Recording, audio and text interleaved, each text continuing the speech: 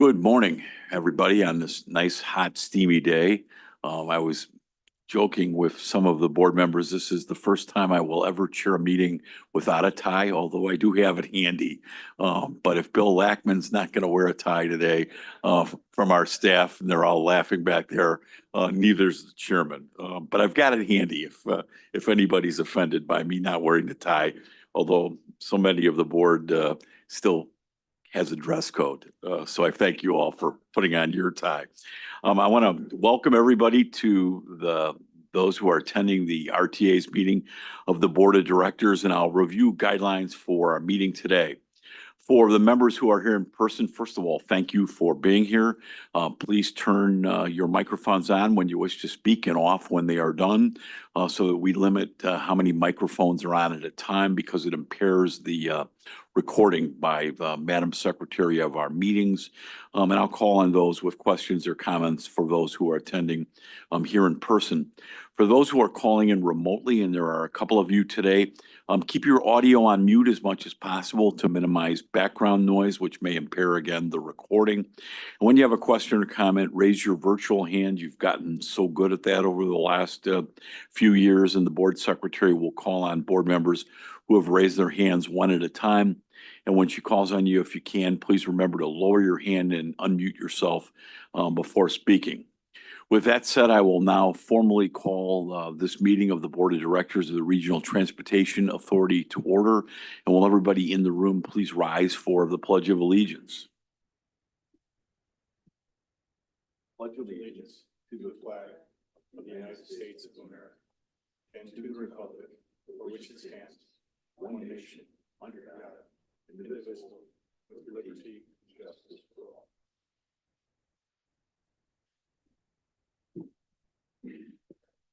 Thank you. Madam Secretary, please call the roll. Good morning. Director Indalcio? Yeah. Director Carey? Here. Director Colson? Director Fuentes? Here. Director Gathing? Here. Director Gorman? Here. Director Groven? Here. Director Holt? Director Lewis? Here. Director Melvin? Director Pang? And I think Director Pang is on she's on the Zoom. Director Ross? Here. Director Sager? He is also on Zoom, having issues connecting. And then Chairman Dillard. Present. We have Yeah, Director Sager and Dr. Pang are on, so why don't you put them on the roll call if you would, Joey? If sorry, Director Yonan. Present. So we have 9 in person, 4 remote, and 2 absent. Great, thank you. Now that we've established we have a physical quorum, our board secretary has received completed notice from the directors who are online that they cannot attend in person. Pursuant to the Open Meetings Act, they are deemed admitted unless there's a motion against it. Any motion against admitting them? Seeing none, they may participate remotely. Item 3 is the approval of the minutes from the board meeting held on May 16th of 2024. Any comments or corrections on those minutes? Seeing and hearing none, how about a motion and a secretary, or a motion and a second to approve? Director Indalcio moves, seconded by Director Yonan, that we approve the minutes from May 16th of 2024. And Madam Secretary, can you take a roll call on that, please? Sorry about that.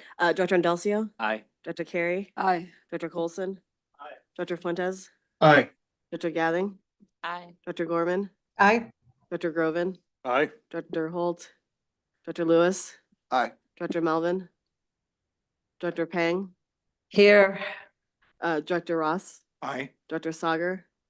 Hold on, he is trying to get back in. Chairman Dillard, or Director Yonan, Aye. and Chairman Dillard. Yes. We have, 13 ayes or 12 ayes. Director Sager is still trying to connect. Sorry.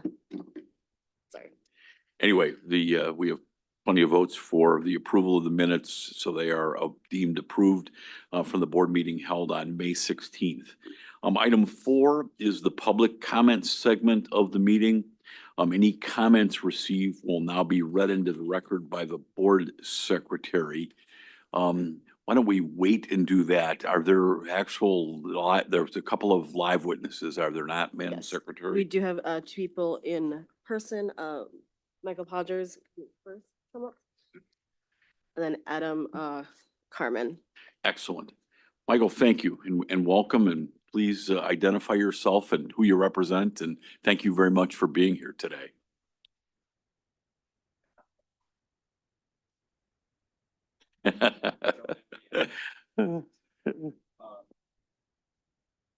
Thank you. My name is Michael Podgers. I am the policy lead at Better Street Chicago. We are a nonprofit transportation advocacy organization, often fighting on your side for more transit. I'm here today because I would like to just make a point about the DuSable Lakeshore Drive Redefine the Drive project, which is currently being led by IDOT with support from CDOT and the Chicago Park District. Since 2020, we've been leading advocacy, calling for a non-highway alternative for DuSable Lakeshore Drive. And we are making these calls in light of the Redefine the Drive project, which is being led by the Illinois Department of Transportation, as I've already mentioned. This project will impact directly a 7-mile corridor along the lakefront from approximately Ohio Street downtown to Hollywood Avenue at the northern terminal in the Edgewater neighborhood. Unfortunately, and it should be noted that this project has been underway since 2013.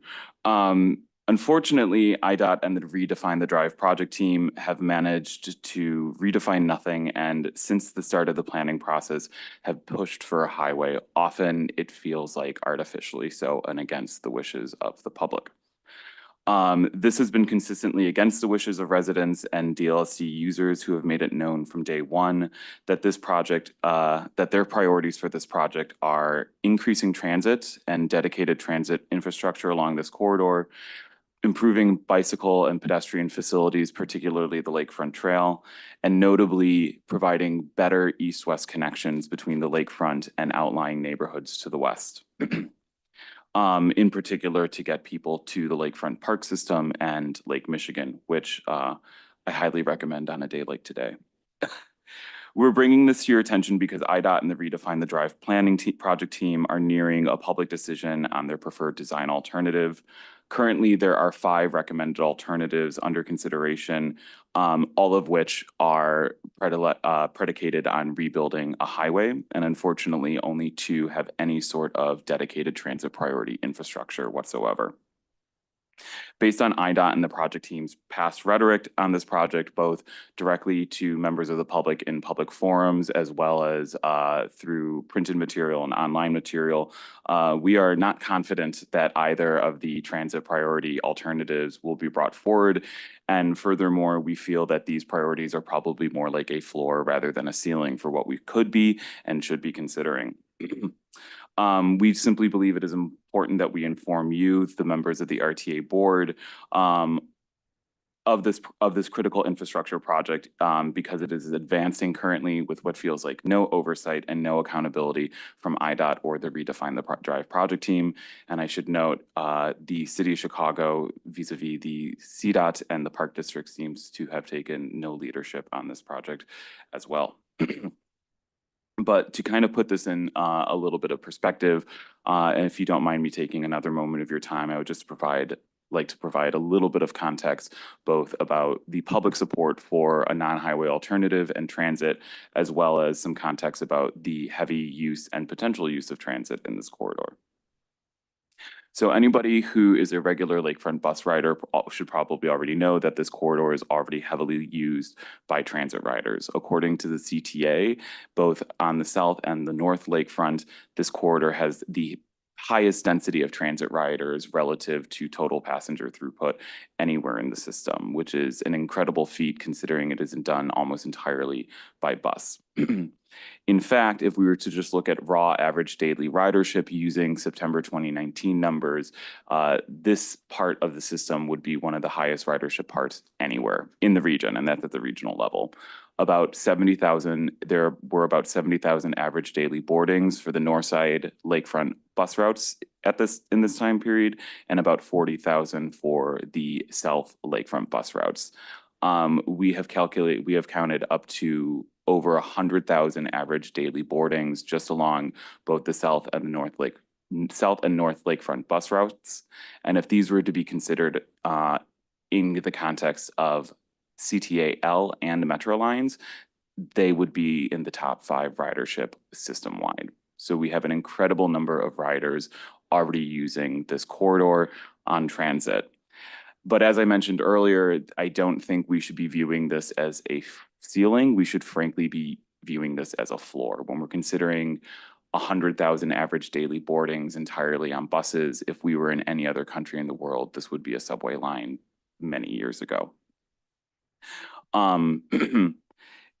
And additionally, though, we have also noted that during opportunities to provide public feedback, system users have noted that there are many people who are driving along this corridor who have bus alternatives who simply don't use them. And when they have been asked, approximately 60% of regular drivers on DLSD have reported that they have access to an alternative bus route. And when asked why they don't use these bus routes, they give the same list of issues that we consistently hear from transit riders region-wide. Buses get stuck in traffic, they're slow, their route times are inconsistent. Increasingly, we see them get bunched, they disappear, the normal culprits. Also, conveniently, things that would be really easily resolved if we did build some dedicated transit infrastructure. It's funny how that often works. And because of this, we feel that there's a lot of room to grow ridership in this corridor if we were to actually invest in appropriate transit services and infrastructure along this corridor. Bus rapid transit absolutely needs to be considered, but frankly, we should also be seriously considering options like light rail. It's also worth noting, and I'm sure many of you already know this as members of the RTA board, but there's a significant amount of investment already happening in the adjacent transit infrastructure along the lakefront corridor in total. Obviously, we had the red purple modernization, we had the red line extension. Both projects are going to significantly increase the scope of transit access in the region as well as capacity along the north side.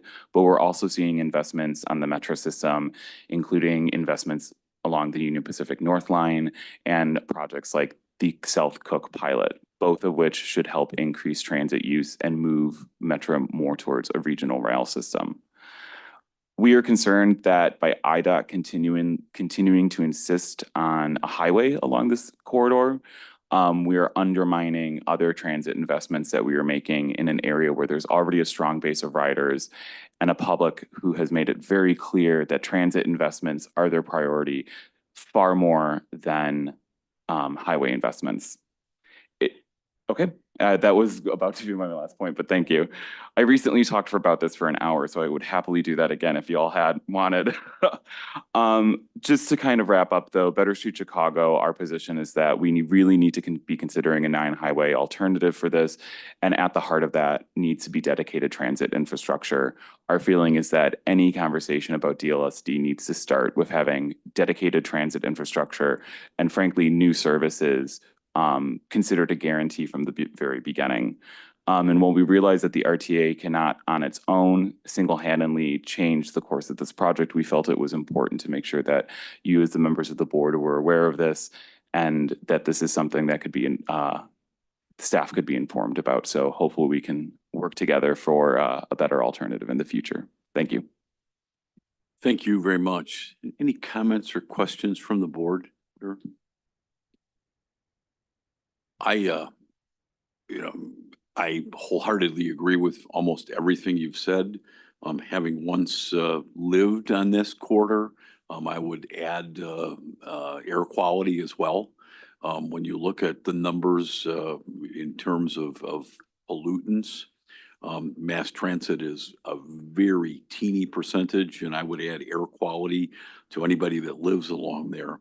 CDOT. So where's CDOT in this, or any of the aldermen that represent this area? And I'd also probably add Evanston, Mhm. since many people who live in Evanston take this corridor every day. Where are they in your battles here?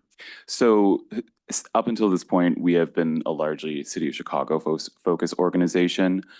So we haven't had conversations with the City of Evanston directly on this yet. CDOT is technically part of the Redefine the Drive project team, along with the Chicago Park District. Neither body has taken a particularly strong stance on this project, and our sense is that they have just kind of allowed IDOT to take the lead. Frankly, it's probably where the money is, and they're happy to let IDOT just do this project, which we think is unfortunate because it means there are very few people who are actually then, as a result, on the planning team who either live in the city or specifically in one of the neighborhoods along this corridor. In terms of where the alders are, one of our partner organizations recently released a letter that was published in the Tribune that was signed by 14 alders, and it was also co-signed by Better Streets Chicago and Active Transportation Alliance, along with a number of other organizations, basically making the case that we just made, which is there needs to be consideration of a non-highway alternative. We need to rethink and frankly probably restart this planning process and lead with a vision rather than the engineering. So fortunately, there's already a strong base of support. This included all of the north side alders except for one, and that was just simply because that alder wasn't able to be contacted in time. I'll also note that there were joint resolutions that passed in the Illinois House and Senate this most recent session that just ended. Those both called for a non-highway alternative and a boulevard consideration as well. On the Senate side, all lakefront senators, north and south side, co-sponsored this resolution. And on the House side, all of the lakefront representatives but one also co-sponsored that resolution. On the House side, on both sides, they also had additional support from a number of non-lakefront representatives as well. So there is a pretty clear and robust public and political response to this issue at this point. Thank you. So Leanne, as we did with Chicago Avenue, I think I want to probably do something here. Yeah, so I can just give you a quick update. Staff very recently got a briefing on this project from the project development team. So we are aware of the project, the issues, the concerns, the collection of alternatives that technically sort of still under consideration, but you're correct, there is only a couple that incorporate transit within them. I will be doing a follow-up with Commissioner Carney and Secretary Osman on this to get further conversation going about it. And actually, to your point about the bus rapid transit corridors on Halsted and Chicago, I'll give you a quick update on that in my ED report coming up. So just one last thought for Secretary Osmond, because this is his project. Those resolutions from the legislators are really important. Rob Nash, I know, is in the room along with Kyle and Anthony. But the legislators who oversee IDOT and their budget, those are really critical to bring to Secretary Osmond's attention. We will follow up with Secretary with all of that, including another guy you may remember, Jeremy Lamache, who is the Deputy Secretary. Sorry, it's in the hall. We have his ear. Which is great. Thank you so much. Really appreciate your testimony, and it's spot on. So Of course, thank you very much. And also thank you for the support on Chicago Halsted because it helped make our lives a little easier too. Thank you very much. Thank you. All right. Next commenter. There you are. Thank you. Good morning. My name is Adam Kerman. Mr. Dillard and members of the Board of Directors of Regional Transportation Authority. I'm a member of the RTA Citizens Advisory Board, and I'm the co-chair of the PACE Citizens Advisory Board. These are my comments. They have not been considered by either CAB, mostly because your report only came out a couple of days ago. So anyway, if the main message of the paper to be presented to the state legislature is that further unfunded mandates Expanding the free and reduced fare programs are untenable, especially given the looming $730 million fiscal cliff in year 2026, then you had better make that point in the first paragraph of page 1 in 16-point type, else our fine elected officials in Springfield will misunderstand. But it is my message to you that you should not ask for this type of funding. Seek another, less inflexible subsidy. The question to consider is this: do we gain greater economic activity with free and reduced fares on the existing network, or if we added additional flexibility to the existing network, would that give us greater economic activity? I think there are serious concerns with treating public transportation's inability to serve the travel needs of all members of the public as a matter of inequity rather than a transportation problem to be solved. I do agree that certain people live inconveniently to employment opportunities and shopping, but free and reduced fares do not change where people live, where they travel from, and where they need to get to. If the result of additional free and reduced fares is less money to operate and maintain bus and train service, then we haven't made as many additional travel opportunities possible as we might have with good transportation planning and implementation. RTA is not the appropriate agency to address these concerns as matters of equity. I question whether there are even historical examples of inequity in allocation of transportation resources. The example that comes closest was the cutback of the Jackson Park L from Jackson Park, where it might have actually served the Obama Center, first to University Avenue and then Cottage Grove, in circumstances in which interstate transfer monies from the cancellation of the Crosstown Expressway had been allocated toward rebuilding that branch. Some of you who've been around as long as I have may recall the L extension to nowhere. This cutback was made without considering transportation needs of residents of Woodlawn and those on the far south lakefront whose buses used to feed at Jackson Park.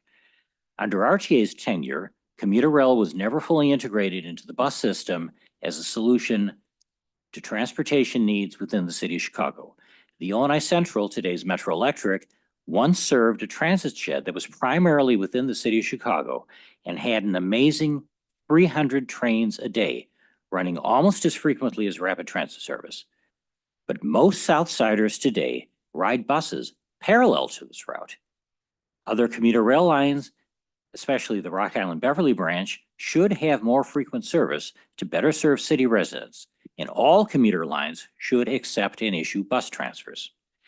Yes, there are issues to address, but address them as issues of transportation planning, not equity, because transportation planning is well within our RTA's ability to perform. We know that historically there has been discrimination in housing. Now, RTA is not a housing agency and has no ability to implement ideal land use patterns around rail stations and along trunk line bus routes. However, nothing prevents RTA from working cooperatively with housing developers on common goals. More housing means higher population, and if it's near public transportation, it means higher ridership.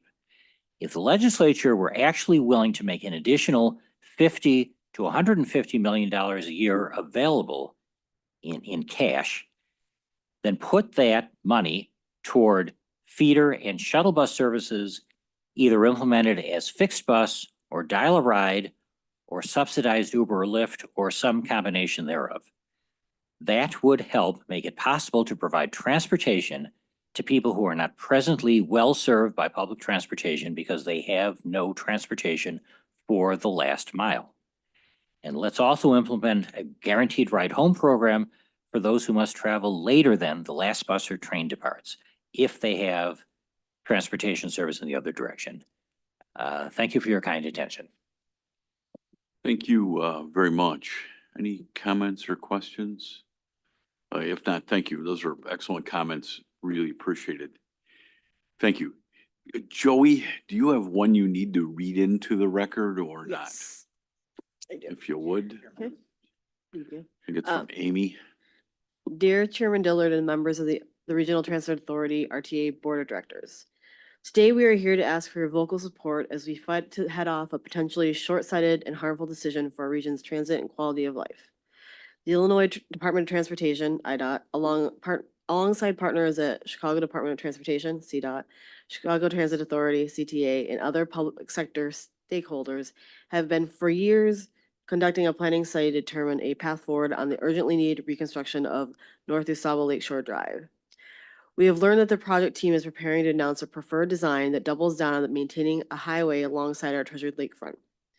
This determination is moving forward despite a decade of advocacy from dozens of organizations and thousands of residents calling for a more forward-thinking approach to rebuilding North DuSable Lakeshore Drive, one that prioritizes walking, biking, and transit in face of the clarion call for action on climate change. North DuSable Lakeshore Drive is the highest bus ridership corridor in the city alongside the densest neighborhoods in the city. It presents an ideal opportunity to implement a transformative solution like bus rapid transit.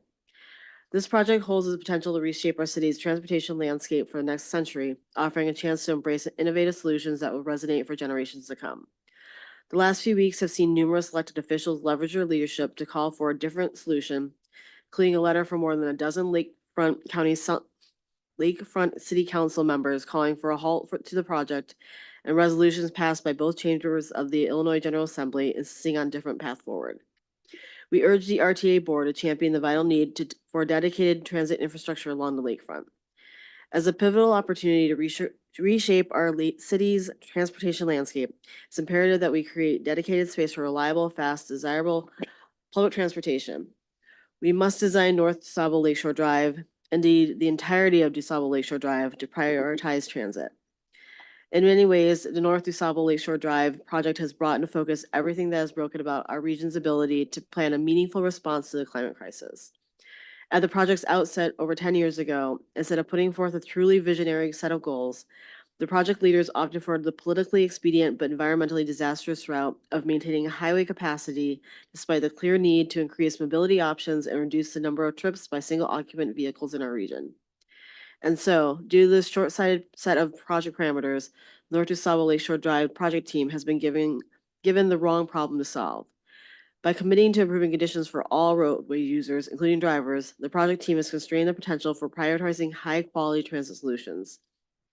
Since then, we have engaged in a public debate that is set on artificial terms where we must hold the needs of drivers as equal to those of people who depend on transit, walking, or biking to move around.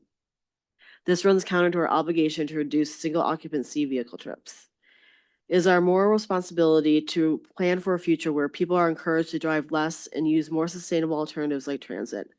While the RTA's board direct authority over this project may be limited, it's incumbent upon you, as the public officials entrusted with wielding one of our greatest weapons against the threat of climate change, to push back against this decision.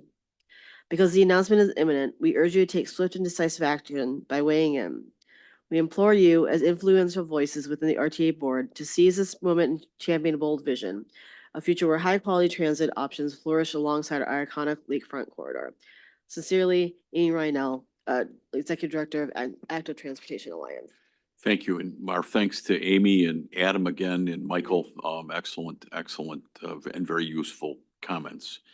Item 5 is the Executive Director's report to Leanne Redden. Good morning, Leanne. Thank you, Mr. Chairman. Good morning, members of the board and our guests that have joined us today. We've got a pretty big agenda still to get through, so I'm going to be as brief as I can. Earlier this week, just with a couple of updates before we get going on the business, but earlier this week, I joined an event hosted by World Business Chicago, Choose Chicago, to discuss how we encourage suburban residents to return to the city for summer events. I was joined by Congressman Quigley and Lisa Minor, who is the new editor-in-chief at the Daily Herald. And it was a conversation that was moderated by Erin Alleman, the executive director of CMAP. The event was very well attended by leadership at civic and tourism organizations across the region and was an important conversation for anyone invested in our economic health across our metro area. just want to share with you a couple of a sampling of some of the messages that I shared sort of in that conversation. The first is that ridership is growing, and we expect to have more complete data in the coming weeks. So I'm just going to share with you a couple of quick highlights of some of the stuff I did share in that conversation. CTA has had a 13% increase in ridership year to date and has averaged 1 million rides per weekday in May for the first time since the pandemic. On the Metro side, this past April saw ridership increase 11% from March and an increase of 21% from the comparison to the same month the previous year. Pace ridership grew 30% in April and May over the same months in 2023, and Pace's ridership overall is now at 78% of the pre-pandemic ridership levels. I shared many other points, including a direct ask for the business and tourism leaders to join our coalition and join in our conversation and our fight, if you will, for additional funding to support public transportation, both at the state and at the federal level.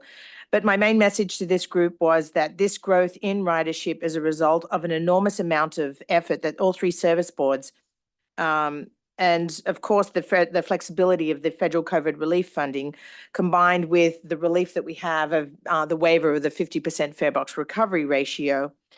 And this is really all the momentum that this recovery is at risk if we don't focus on a funding solution as we face our fiscal cliff. You'll hear a little bit more about that legislative action on our implementation strategy later in today's meeting. So next slide. Moving on to a legislative update. And since Rob's going to be sharing most of the update on the state and local legislative actions and activities, I'm just going to focus my conversation on the federal level. So as you recall, President Biden's FY 2025 budget includes several transit-related provisions. The proposed budget included $350 million in capital investment grants or CIG funding for the CTA's Red Line Extension project, which has been included in past budgets but is now on track to proceed with construction, a construction grant agreement. It also allows certain formula funding traditionally restricted to capital projects to be used for operations in urban areas, which was also proposed last year but was not included in the final budget. I just want to highlight that that gives us some flexibility, but it is not new additional monies. Throughout May, as part of their own budget process, the House and the Senate Appropriation Committees accepted requests for community project funding and congressionally directed spending, also known historically as earmarks. In a party line vote, the House Appropriations Committee approved an initial top-line spending allocation that would cut funding for those transportation programs by 10% in FY 2025. APTA, American Public Transit Association, released a statement outlining support for higher spending amounts consistent with the IIJA, or the Infrastructure Investment and Jobs Act. So additional funding to those levels for both public transportation, passenger and freight rail, and for several other grant programs that support public transportation. Negotiations are going to continue throughout June and July, and we continue to monitor this process and also engage with our congressional delegation as these proposed bills are released. So next slide, please. This spring, the RTA successfully conducted its annual call for community planning projects with jointly, as we do every year, with CMAP. A record 122 applications were received from 96 different applicants across the region. With the transit station activations being awarded last month, we discussed, I think it was 8 projects with you last month at our meeting. We're now looking to advance the specific community planning applications, of which a wide variety were received, ranging from special financing districts to implementation TOD plans, to developer dialogues, TOD's zoning code updates, planning assistance to implement neighborhood mobility hubs, and some transit corridor studies. We're recommending 8 of the 21 transit projects be awarded, and these are now available for public comment through June. We will share the final selections with you at the July board meeting, but you can look on our website and see the full list of those projects. So next slide, please. I just want to provide a quick update on a subject that originally came up at our February board meeting and is connected to some of the public comment early we just received. Where we had two local advocates come and provide comment on the lack of priority given to bus transit on the planned reconstruction of Chicago Avenue River Bridge and the nearby Chicago Avenue Holstead intersection.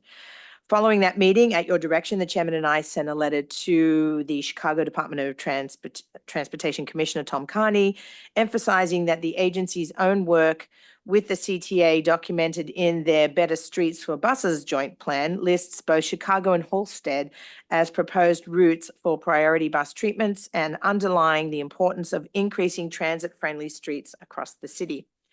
And I am pleased to report that in late May, CDOT and CTA announced that Chicago Avenue will have a dedicated bus-only lane that will be 3.9 miles long and will be completed and will include that intersection that was the topic for conversation and comment. We commend both agencies on this important progress and the public commenters also for the time they took to come and bring that to our attention. So next slide, please, to wrap up, just a quick snapshot of today's report, today's agenda. So after this, you're going to hear some presentations on the semi-annual project management oversight report, or our PMO report. And then an update on transit is the answer implementation progress. And then we're going to ask for your vote on several items, including an ordinance approving and releasing the RTA 2022 annual comprehensive combined financial report, the ordinance approving the combining financial report and certifying compliance with the RTA Act recovery ratio requirement for 2023, an ordinance authorizing an intergovernmental agreement between the service boards to fund a regional day pass pilot project, and an ordinance authorizing the 2025 customer satisfaction survey, an ordinance authorizing a contract for aerial photography, and approval for some travel expenses reimbursement. And with that, Mr. Chairman, I will turn it back to you. Thank you very much. Any questions or comments for Leanne's item on today's agenda?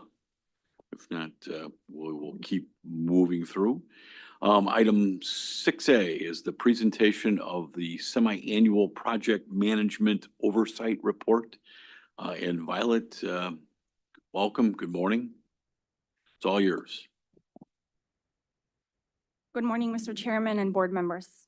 My name is Violet Gurgel, and I'm the Division Manager for Project Management Oversight and Compliance here at the RTA. Today, I will present the current semi-annual report on Project Management Oversight, or PMO. RTA implements the PMO program pursuant to Section 2.01B of the RTA Act. RTA is required to oversee the Service Board's capital programs and expenditures. PMO is part of RTA's fulfillment of this requirement. The focus of the PMO program is implementation, delivery, and completion of active projects.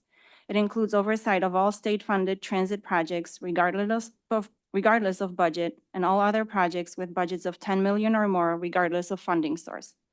Through this program, we work with the RTA capital team and the service boards to ensure that capital funding is spent efficiently and effectively. RTA and the service boards have been working on improving the transparency of the capital program. The information in the semi-annual PMO report provides details on current projects in the region. The PMO team has the opportunity to witness the progress on these projects firsthand by completing regular site visits and working directly with the service board project teams. The photo on this slide was taken during one of our site visits to the new Metro Auburn Park Station project last week. The PMO report was provided to you with the board materials, and it will be published on the RTA website following the board meeting. Also, updated PMO project information is available on the RTA's Mapping and Statistics website, also referred to as RTAMS, and projects on the website can be searched using various criteria, including by service board and political jurisdiction. Next slide, please. The majority of current state projects are funded by the $2.6 billion Rebuild Illinois State Bond Program and by $227 million in ongoing annual gas tax revenue available for capital projects, also referred to as PAYGO. At this time, I would like to provide some background on the PMO process. First, the service boards complete and submit the grant applications for the Rebuild Illinois and PAYGO funding. These are reviewed and approved by RTA and IDOT. After the funds are awarded, the service boards finish up their project planning and complete the procurement for the projects. Once the service boards complete their procurement process, the RTA concurs on the procurements and a notice to proceed is issued. The RTA PMO process starts once there is an executed agreement with the contractor and project scope activities have commenced. The PMO considers the project to be active at this point. The PMO team monitors the scope, schedule, and budget against the baseline approved in the executed contract documents. All active PMO projects are included in the PMO report. A project exits the PMO process once it reaches substantial completion. So to summarize, the RTA PMO projects are a subset of the capital program, and the PMO report provides a snapshot in time of the currently active PMO projects. Next slide, please. This PMO report includes 81 active state-funded projects that have a total budget of over $4.2 billion, of which $2.9 billion is state funding. The report also includes 28 projects with budgets of $10 million or more, funded mostly with federal dollars and other local funds. In total, the report details 109 projects, which show a capital investment of over $8.2 billion into our region's transit system. This funding includes what has already been expanded and what is obligated for these projects. Some of these projects span over multiple years. Next slide, please. All of the $2.6 billion in Rebuild Illinois bond funding has been awarded to CTA, Metra, and PACE. As of May, $738 million, or 28% of the total Rebuild Illinois funding, has been expanded. Similarly, $1.1 billion of PAYGO funding has been awarded to the service boards. At this time, $619 million, or 55% of the awarded PAYGO funding, has been expanded. Next slide, please. To increase transparency on timelines for project implementation, two types of schedules are tracked in the PMO report. The preliminary schedule is submitted by the service boards with the grant application, and it includes internal service board activities such as final planning, the procurement of contractor for the project, as well as the actual project implementation. This schedule provides a general projection of when the project will be completed, and it tracks the project all the way through closeout. Looking at the pie chart on the left, we can see that 69% of projects are behind the preliminary schedule. This means that the final planning activities, procurements, and project implementation are taking longer than the service boards anticipated when the grant applications were submitted. The project implementation schedule starts once the notice to proceed has been issued to the contractor. This schedule tracks how the contractor is performing against the schedule included in the executed contract documents. The schedule can be changed if there are unforeseen conditions or scope changes. The schedule revisions are approved by the service boards, and once approved, the project implementation is tracked against the revised schedule. The PMO team tracks the project under this schedule through substantial completion. The pie chart on the right shows that 25% of projects are behind their implementation schedule, which means that the contractor has encountered delays during project execution. In summary, there are more project delays when we look at the preliminary schedule due to greater uncertainty regarding project activities at the time of grant application. Once the projects move into project implementation phase, the contractor is held accountable, the project activities are fully defined, and schedules are adhered to on most projects. RTA continues to encourage the service boards to have shovel-ready projects with more refined schedules when applying for grant funding. Next slide, please. At this time, I would like to highlight some of the active state-funded projects. CTA is in the design phase for a new training and control center operations facility, which will be built on Chicago's west side at Lake and Pulaski. This will be a state-of-the-art facility to support reliable, efficient, safe, and secure operations. This facility will replace the current control center that is nearing 30 years old, where some of its systems are being functionally obsolete. The new control center will be built up to the current safety and security standards. This facility will also provide a consolidated training center for operations, maintenance, and customer-facing personnel. Currently, training occurs at various CTA locations around the system, including the 89th Street facility, which is rented. The new facility will allow CTA to centralize training in one location and will contain both bus and rail car inspection pits, including embedded rail track and testing track for rail operations.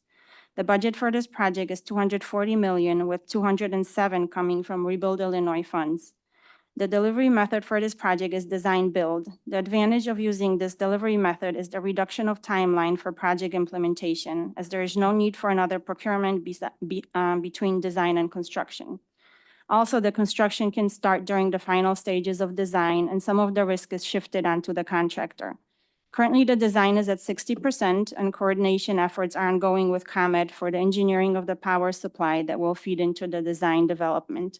The planned completion for this project is March 2027. Next slide, please. Metro is making progress on their 3 PAC stations project located at 79th Street, 87th Street, and 103rd Street. This project is part of the Metro's Electric Community Initiative, a multi-year, multi-million-dollar plan to transform 13 stations on the line. At the completion of this project, all 3 stations will have enclosed ADA accessible street-level entrances and lobbies with elevators, new stairs and head houses, new composite deck platforms, and new lighting and signage. The budget for this project is $61 million, all of which comes from state funding. To reduce the impact on customers, the work is done in stages, with no more than 2 of the stations are closed at one time. Construction activities are ongoing at 79th Street with roof framing, installation of conduits, and masonry work for the head house at street level. At 103rd Street Station, construction activities are also in progress. The contractor is installing structural steel at platform level and working on rebar and forming for the elevator. The planned completion date for this project is February 2025. Next slide, please. PACE is moving forward with construction of a new ADA transfer facility in Schaumburg. As part of this project, the existing Northwest Transportation Center will become a critical hub for paratransit with new assets that promote accessibility, expand capacity, and enhance comfort and aesthetics for people with disabilities and other commuters. The improvements to the site include the demolition of the former Schaumburg Post Office and the renovation of an existing facility that will accommodate customers for the first time with indoor waiting areas and public restrooms. The concept was informed by feedback from PACE's ADA advisory committees and reinforces the agency's commitment to advancing the accessibility and equity of its services. The budget for this project is $6 million, all of which comes from Rebuild Illinois funding. Activity highlights include the completion of underground sewer and drainage installation, pouring of concrete foundations, and installing underground utility hookups for electrical and mechanical equipment. The contractor also continues to work on sandblasting and painting of various bus bays and canopies. The construction is scheduled to be completed in January 2025. Next slide, please. The projects highlighted here today, as well as in the PMO report, show an investment of almost $8.2 billion into the region's transit system. The Rebuild Illinois and PAYGO funds provided a helpful infusion of funding into the capital program and helped expedite overdue repair and replacement projects to move the system toward a state of good repair. However, it is not enough to address the long-term project backlog. The RTA strategic plan, Transit is the Answer, highlights the need for an annual investment of $3.5 billion over the next 10 years. The current infrastructure investments detailed in the PMO report are part of the progress made to bring the region's transit system one step closer to the vision outlined in the strategic plan of safe, reliable, accessible public transportation that connects people to opportunity, advances equity, and combats climate change. Next slide, please. This concludes my presentation. I'll be happy to answer any questions. Back to you, Mr. Chairman. Thank you very much, Violet. Questions? John, you have a question? Director Yonan? Yeah, thank you, Chairman. So on the slide where you kind of showed the pie chart on the preliminary schedule where there's a 69% behind schedule, do you know if there are any of those projects that are at risk of advancing or possibly, not moving forward? Obviously, many reasons for that, but are you aware of any that might end up kind of not being, I wouldn't say eligible because I know the money's there, but perhaps that get bounced out of the program? A lot of the delays are related to procurement, and what we've seen on the design projects is going through the environmental process with FTA. So far, I haven't seen any that were bounced out of the program, but a CTA and obviously all the service boards sometimes reallocate the funds to another project that may be moving forward more quickly so they can spend the funds. And then a project that's kind of waiting or on hold could be a potential for other funding that comes later. That's great. You know, of course, with, you know, the cost of a lot of things going up, it's great that, even though some are behind schedule, some decisions are being made to move, you know, things around. So thank you. That's all I have. Director Lewis. Thank you, Mr. Chairman. Maybe kind of piggybacking on John's question a little bit, of the projects that are behind, is there a penalty that the contractor incurs for not meeting the deadlines that were established? Is that something that is a part of the process? Yes, that will be written into the contract. So it depends what the delays are for. If it's an unforeseen condition when they're doing some underground work and they discovered some utilities or some things that weren't on the plans, that would be unforeseen conditions. So the contractor is granted an extension. But there are certain penalties if it's not due to any unforeseen condition, if it's the contractor's fault. There is penalties built into the contract, yes. Okay, good, thank you. My second and final question is, and I think I've asked this before, maybe the wrong place, but do you monitor minority participation in the work that you do to make sure that the minority participation numbers are as they should be when you look at the contracts for review? We don't specifically monitor the DBE for projects individually, but the service boards have their own DBE programs that are monitored as part of the USDOT DBE program. And they're audited and their procedures and processes are monitored through that program. Okay, all right, thank you. And I'll just add that we and the service boards on an annual basis compile those reports and share them with the state legislature as well. So, and we share them with you as well. So. Yes, in January, following up on our December presentation in January, provided those updated reports to the board. Director Carey.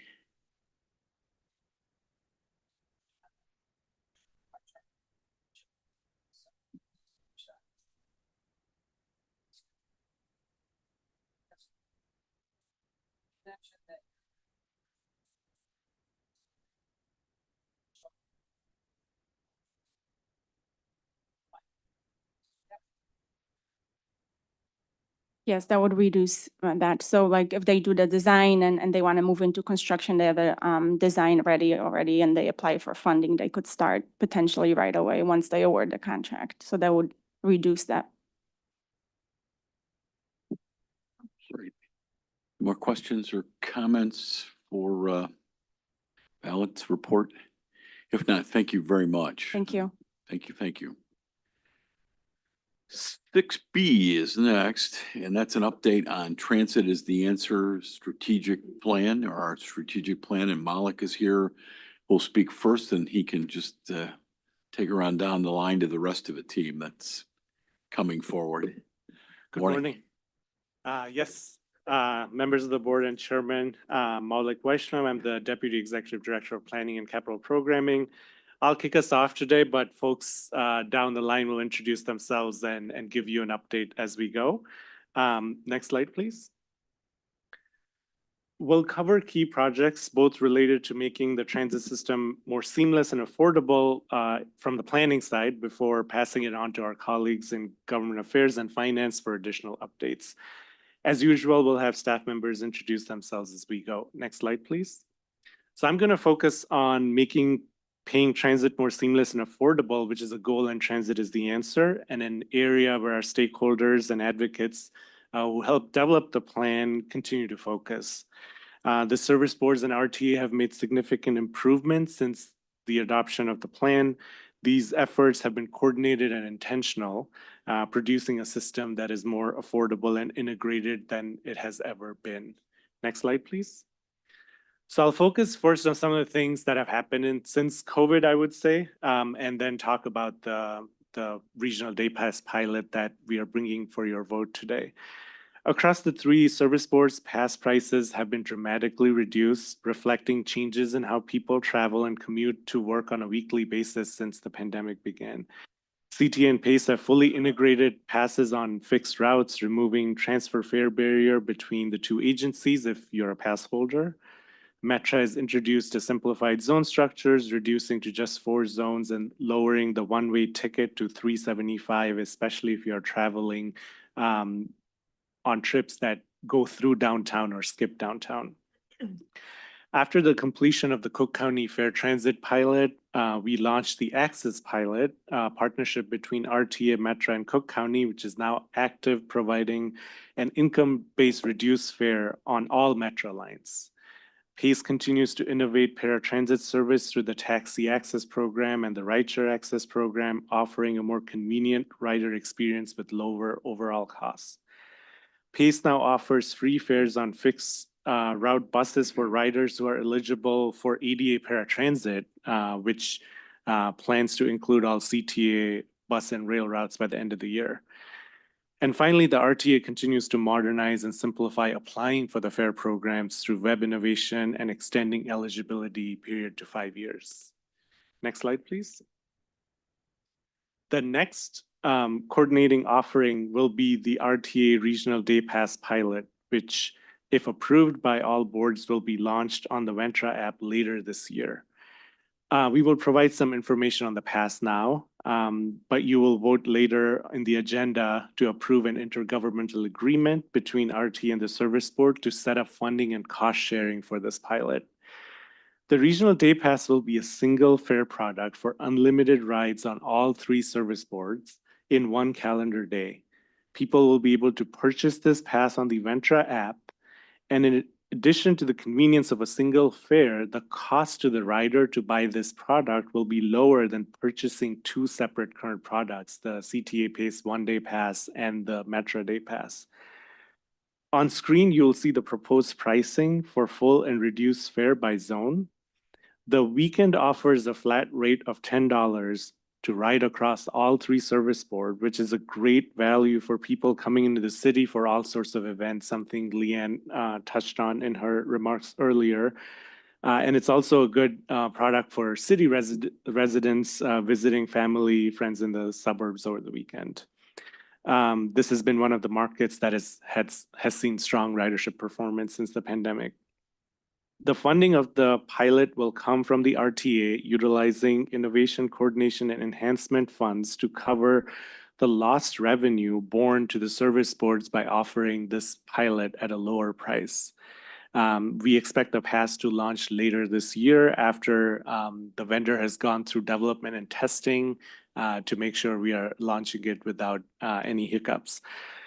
We are excited to be sharing this new offering with the board. Again, we'll ask for your approval later in the agenda, but I'm happy to pause here and answer any questions that you may have. Any questions, Director Colson? I think it's on now. A general question first. Do you anticipate or are you getting any negative pushback on the concept of lowering fares at a time when we face the fiscal cliff? That's a great question.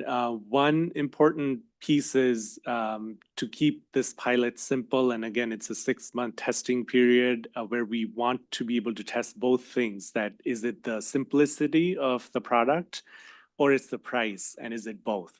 So we are not offering a massive discount as you see on the structure. If you had bought the 2 passes separately, you would have paid $12.50. Instead, you're paying $10, and similarly in different zones. So the amount of funding we are dedicating to this from ICE will continue. The ICE program will continue to exist in the future, regardless of how everything works out. But the pilot is shorter than when we reach the fiscal cliff. Currently, we have the funding, and it really will help address some of the questions we are getting on our governance and how we work together and how seamless the rider experience is. So in some ways, this will be helpful with the state legislature to make the point that we can all work together and provide more seamless connectivity, and therefore solving the fiscal cliff is even more important. And do you know how many riders this is going to affect? How many people take more than one system a day? Are there any numbers on that? That's a great question. So on the Regional Connect Pass that we offer on the monthly basis, where we expect a smaller market because you're committing monthly to passes, on the day basis, we expect a bigger market. It has grown since it has been offered since 2021 from 2 to 3% of passes being Regional Connect Pass of all the monthly passes to almost 10%. So we are planning to, especially from a funding perspective, to be able to afford between 10 and 20% of day passes being regional. But the number could be smaller or even larger, depending on where what the demand ends up being. And if I might, let me express one of my problems with this issue. And I've said it probably ad nauseum to members of this board, but any benefit that is extended to people with smartphones, which is what this is, in my view, should also be extended to people without smartphones. And that would include the occasional rider, the visitor to town who's not going to download the app, the poor, the unbanked, people with disabilities, seniors who may have trouble with using an iPhone, and people who just choose not to use an iPhone. And it seems to me that that is not equitable, and it does not, it's kind of a regressive ticket policy that Metro has, in my view. And I'm wondering, isn't there a better use for $1 million than this experiment? I'm having real trouble with making it more regressive. I think that's a good point.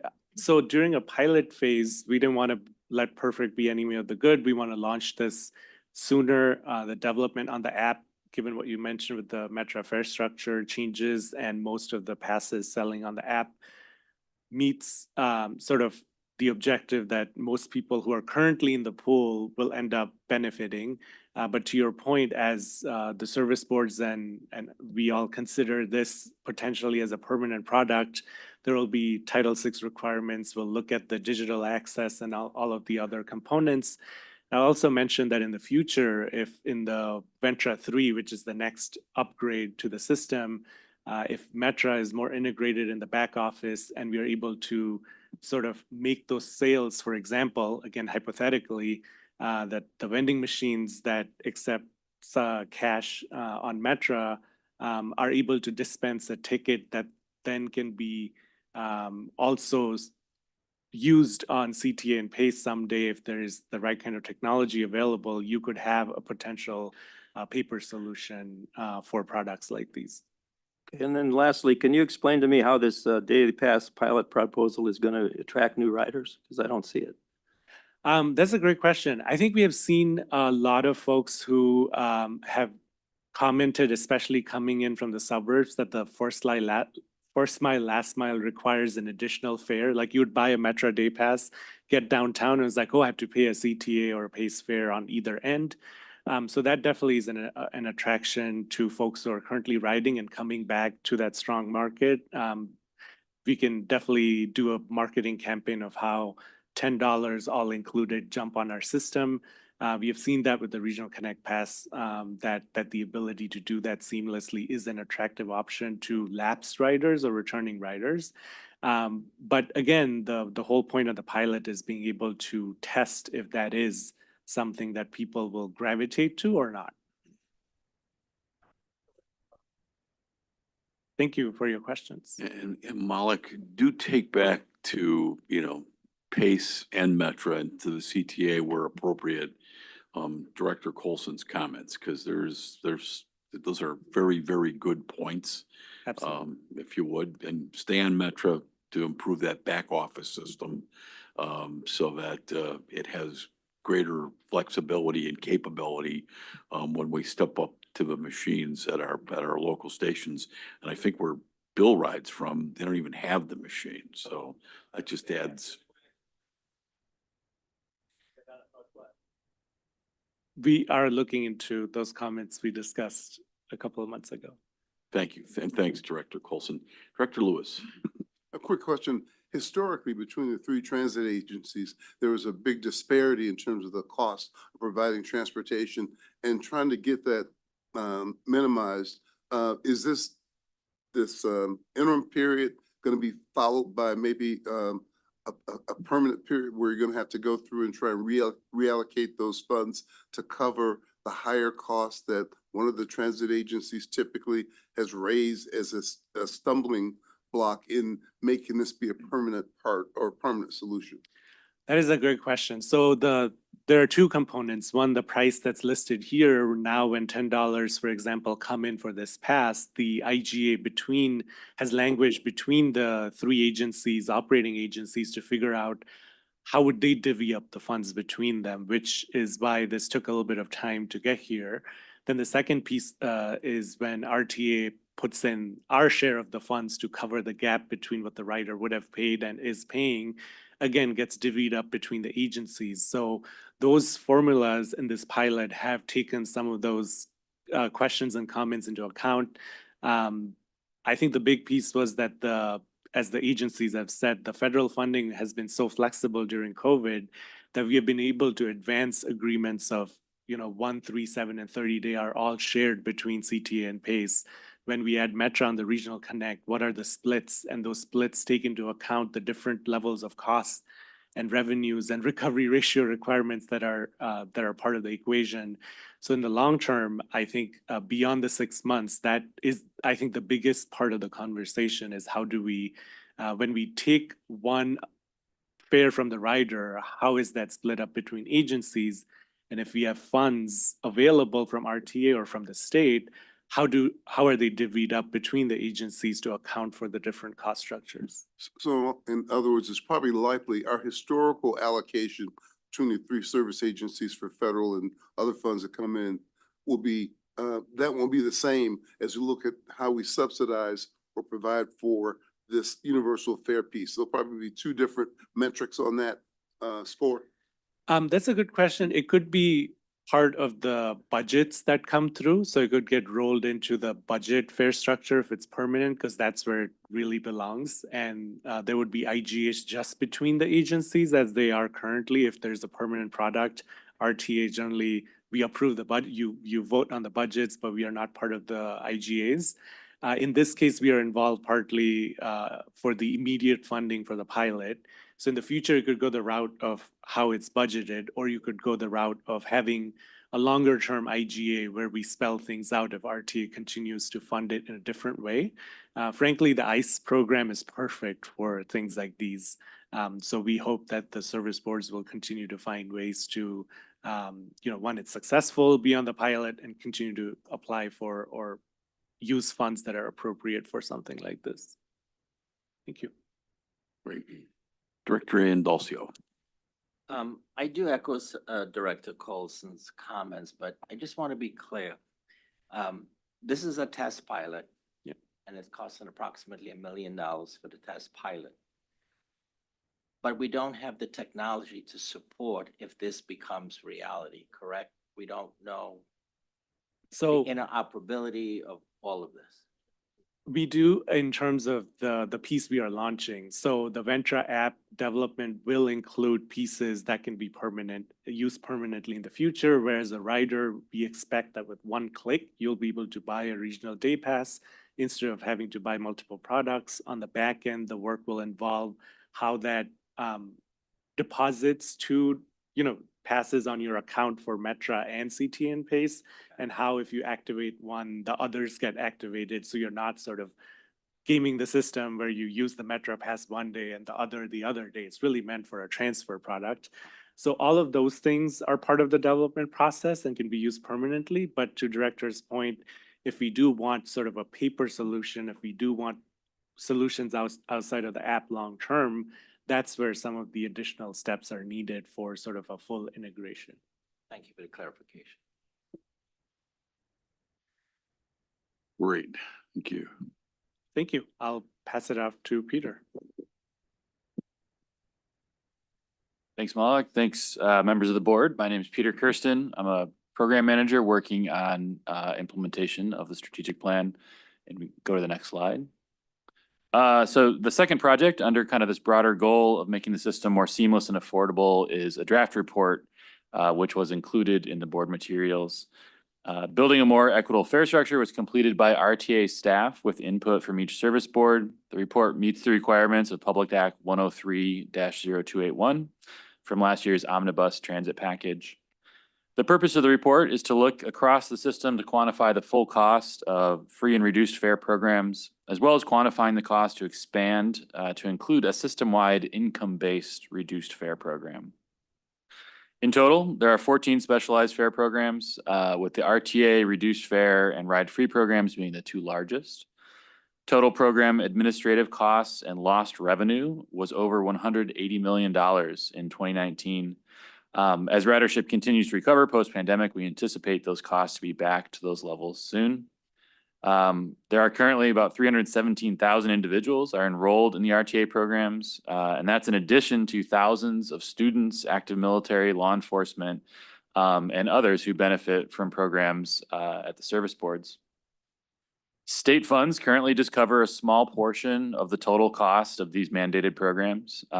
21 million roughly has been appropriated for FY25, which is a small increase from last year, but still just a fraction of the total cost, and far below what state funding contribution was about 10 years ago. So there is no dedicated funding source for these programs. These programs come out of the operations budget. So the difference in the total cost versus the state funding comes at the expense of the level of service that the service boards can offer to the region. Next slide. The report also makes clear how affordable transit is, even at full fare. So the cost of all transportation continues to rise. Owning a car in the United States costs a family roughly just under $12,000 annually when you consider maintenance, fuel, and insurance. Amidst these broader trends, transit remains an affordable and sustainable option for transportation. So on screen here, comparing the change in average fare paid to changes in consumer price index over time, shows how affordable the existing fare structure remains, with all of the different service boards being below the dotted line. So if we can ensure that people with lower incomes, that people that are currently participating in the fare programs continue to have access to an affordable transit fare, then the transit agencies may be able to adjust full fares at regular intervals to match inflation. Next slide. Finally, the report makes several key recommendations. So first is expanding the access pilot, now limited to just Metro riders, to a regional access program.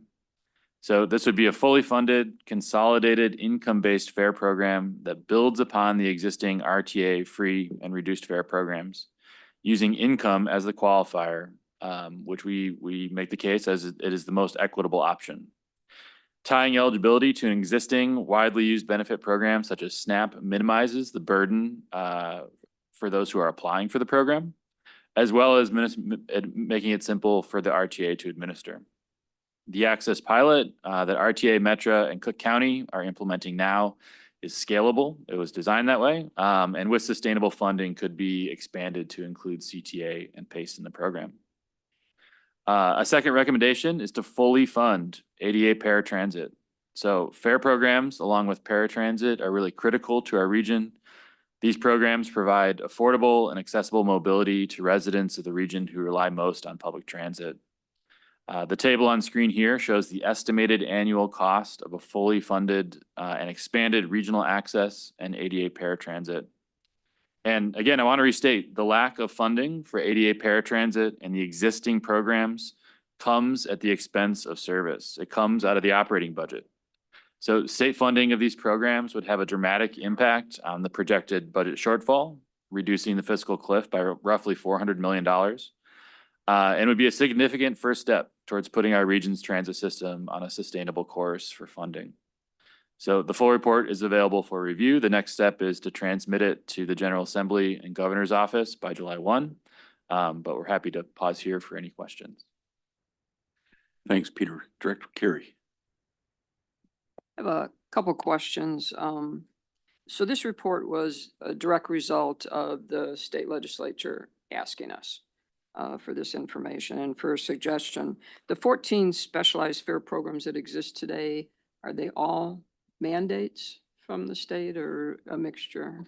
Definitely not all from the state. There's quite a few that are local. So this includes things like any sort of uniformed law enforcement or first responder crossing guards in the city of Chicago, by law are required to have free rides. Those are pretty small though.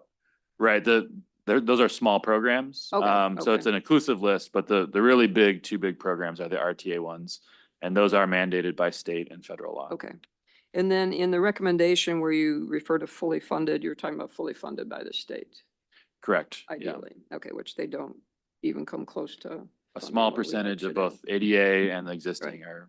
funded Well, by I state. think it's, I like the idea of the pilot access of tying it to the SNAP benefits and taking, I mean, that to me is just a brilliant way to do it so that we're not on the hook to devise, qualification criteria, that you're just taking an existing eligibility that's defined by another unit in government.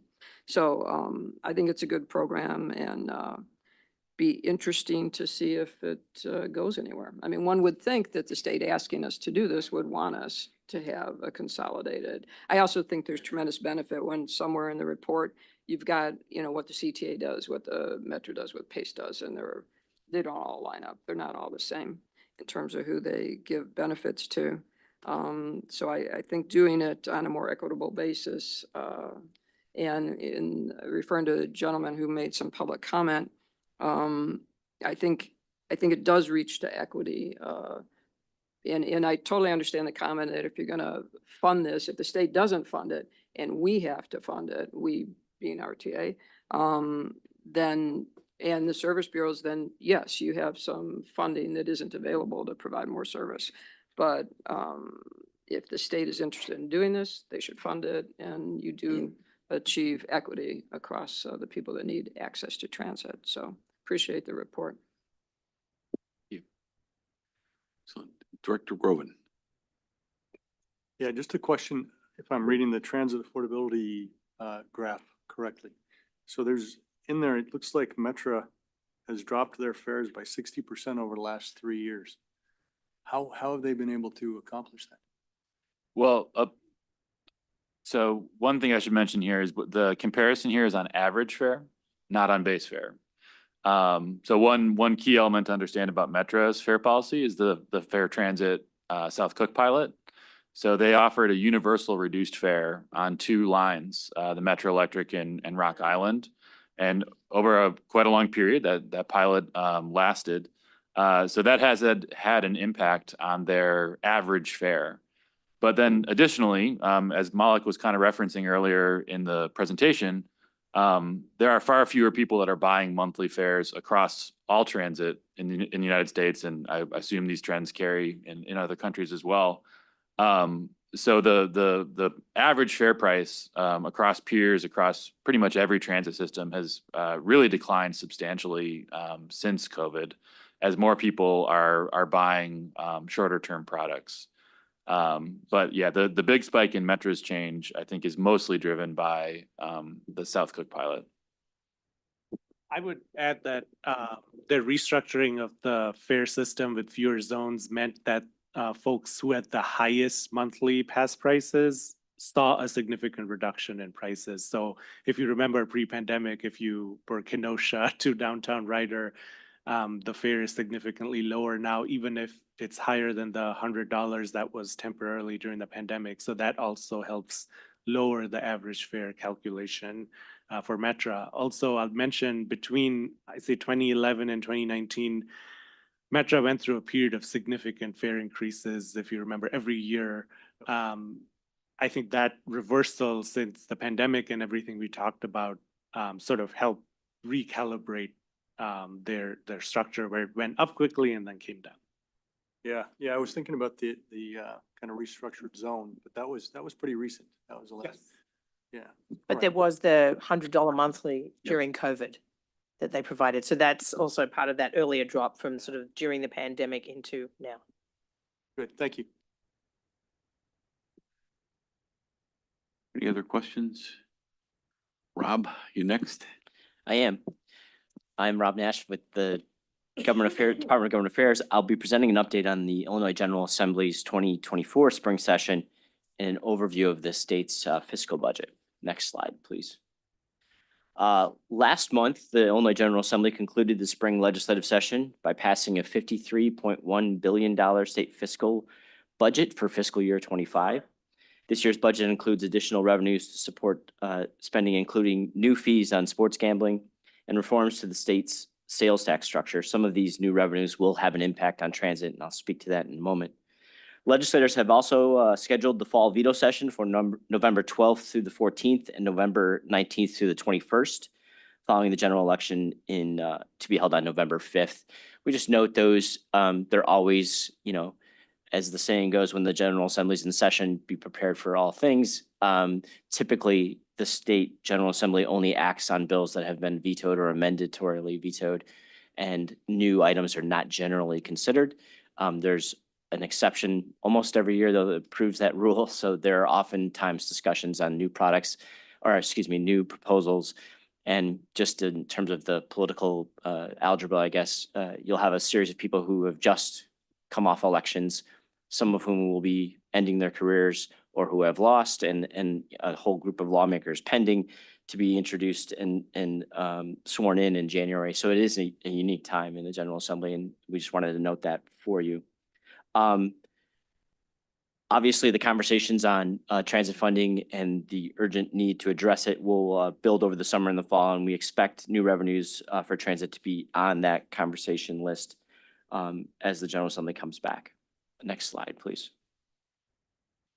While appropriations to the RTA and the service boards largely remain intact with previous year or track with previous year's appropriations, I wanted to note a few items in this year's budget. We believe that changes to the sales tax approved this session have the potential to enhance RTA sales tax revenue in the coming years. Legislation was passed that will now collect local sales taxes on certain online transactions that were not previously paying those taxes. Many of these transactions were paying that state sales tax, but not local taxes like the RTA sales tax. In addition, the governor recently signed legislation that places a cap on the discount claimed by retailers of a certain size for collecting sales taxes. It's anticipated that both of these changes will generate additional revenue for the regional transit operating budgets, but the exact amount will depend on hard to predict economic activity. Both changes will begin producing revenue in 2025. And just as a note, in conversations with the State Department of Revenue, while the tax will begin, will be imposed January 1st, 2025, revenues won't reach the RTA until likely April of 2025, just to give you a sense of the time it takes to begin collecting, auditing those receipts, and then transferring them back out from the state. The state has continued to incrementally increase the appropriation for its reimbursement for free and reduced fares, as well as ADA paratransit. As you heard from Peter, the current appropriations amount is $20.9 million for free and reduced fares and $10 million for ADA paratransit. That represents an increase of about $3 million across the two programs. But even with these increases, next year's appropriations for ADA paratransit will cover less than 5% of the total cost of the program. And the reduced fare reimbursement will cover less than 20% of the total cost of that program. In working with planning on the fare equity study, we went back, as Peter mentioned, to previous state budgets to find what this appropriation had been. It had reached as high as $40 million in the early 2000s, which would be closer to $70 million if that trend line had been continued to today. We will continue to advocate for full funding of free and reduced fares as a main strategy for addressing the budget gap. And just as a reminder, $400 million in free and reduced fares and ADA paratransit goes a long way to addressing the overall cliff. Other budget appropriations were consistent with expectations. However, there has been a change to how the state makes its mandatory contribution to the Public Transportation Fund. A greater portion of the state's required match is now going to come from the road fund, in addition to other sources, including the general revenue fund. This is not new funding for transit, though. I want to stress this is just a shift that the state chose to make in where they source the funding to match our sales tax collections. Next slide. A few other legislative initiatives that will impact transit also passed the session, including a bill that would allow the donation of rolling stock to museums in the state, and a bill requiring RTA to post the implementation study of any NTSB safety recommendations that have been issued for any of the service boards. The MMA proposal that we discussed at the last meeting was, as predicted, not acted upon or really discussed after its introduction. We do expect a series of hearings on transit funding and reforms, but those hearings have not been scheduled at this time. We continue to speak with the sponsors of the legislation, and I'll just report that it is their intention to hold those hearings, but as I mentioned, we do not have dates confirmed.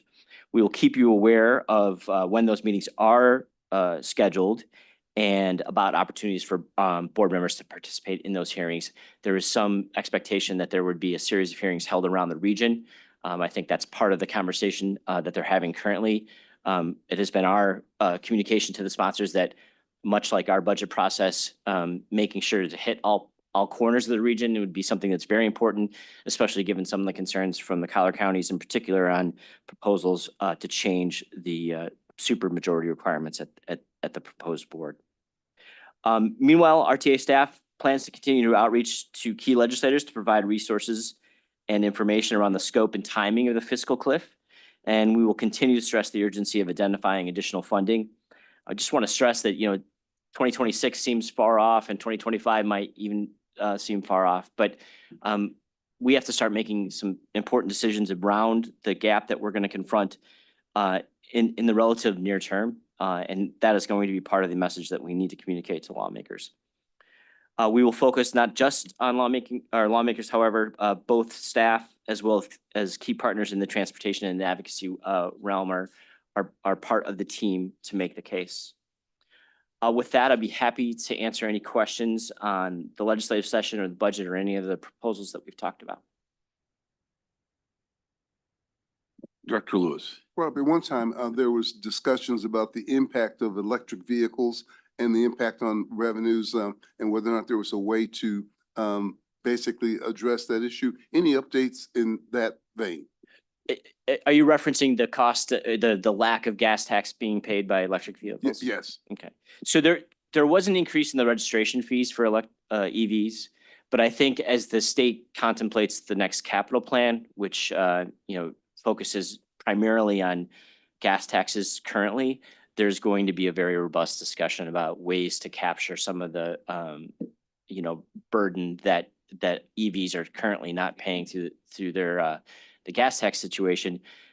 There's been a variety of proposals. I think most states where we've seen other action have focused on the registration fee to try and capture a typical contribution that an auto should make. But there's other ways to do it. You could track vehicle miles traveled, a little bit more controversial because there is a privacy concern there. But we expect a robust conversation on that. Any idea about what percentage of, it may be a number that's not available, but I just wonder, I know it's growing. I see more electric vehicles on the road. And so, you're talking about a one-time registration fee versus an ongoing need for, internal combustion engines. I just didn't know if they had quantified what the potential impact might be or if there's been discussions. Yeah, and it would be an annual fee when you renew your plate. So it wouldn't just be at the purchase time to clarify that. The experience that we've observed, both primarily European, to be honest, is that adoption of EVs sort of hockey sticks. Once you hit a certain percentage, it really starts to increase dramatically. I don't have current numbers on numbers or percentage of new vehicle registrations, other than to note it's growing. But I will add that the amount of gas tax being collected is increasing still. And the uptick on EVs to date has not been as large as, some predictions had anticipated. And yeah, I guess that were just the other 2 points that. So in the short term, it's not having an impact. We're actually doing well in the motor fuel tax space. I know a lot of manufacturers are converting to all EV fleets, and that's going to begin to impact us. So it's something just to keep our eyes peeled on. And as Rob said, that's part of an ongoing conversation sort of for next capital bill and otherwise. Yeah, I think defying gravity to some respect, the road fund is now over $5 billion and growing. And the gas tax is the main contributor to that. The economy's held up well, which means a lot of activity, and the fund is reflecting that. Well, and the other point I was just going to make is vehicle miles traveled across our region is continuing to grow. Yeah. Which is bad for us good on a financial side in terms of the motor fuel tax, but bad on a climate and environmental side, congestion side and all those things. So but that's a fact.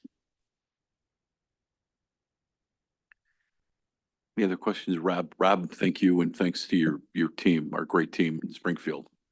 It's a long spring. Good morning. Good morning, Mr. Chairman and directors. I'm Sarah Rubino, Principal Analyst in the Budget and Treasury Division. Following last month's certification of our first quarter results, this will be a brief presentation on the Service Board financial results now through April. Next slide, please. The operating deficit results through April continued to be favorable to budget for each mainline service board and the region as a whole. While the CTA and Metro results remained in the single digits favorable to budget, PACE's operating deficit was nearly 22% favorable to budget due to the combination of expenses coming in significantly under budget, while ridership and operating revenue also continue to outperform. PACE's operating expense favorability has been driven primarily by lower than budgeted labor headcount, as well as their other expense category, which includes consulting fees and other contractual services. But PACE is making good progress with hiring.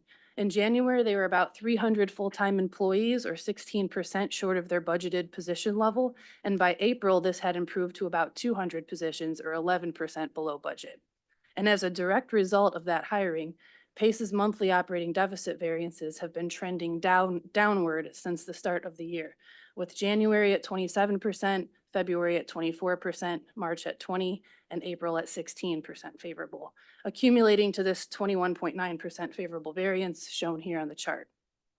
And the 7.5% favorable variance for the region equates to $73.2 million of favorable variance from the adopted 2024 operating budget. Next slide, please. Since our last update last month, CTA and Metro have requisitioned an additional $55 million in relief funding. And as a region, we've now drawn down $2.2 billion, or 63% of our $3.5 billion total. As we know, the current adoption and two-year plan show that a budget gap in excess of $730 million will materialize in 2026 as the relief funding exhausts. We continue to monitor the major variables which impact the timing and magnitude of that gap, namely ridership and fare revenue recovery, sales tax performance, and service board operating expense levels. We'll continue to work with the service board finance teams through the summer during the budget process this year, and the proposed 25 budgets and two-year plans that we'll receive this fall will provide a natural update to the impending fiscal cliff facing transit operations. That concludes my presentation. Back to you, Mr. Chairman. Thank you, Sarah. Thank you. Director Gavin.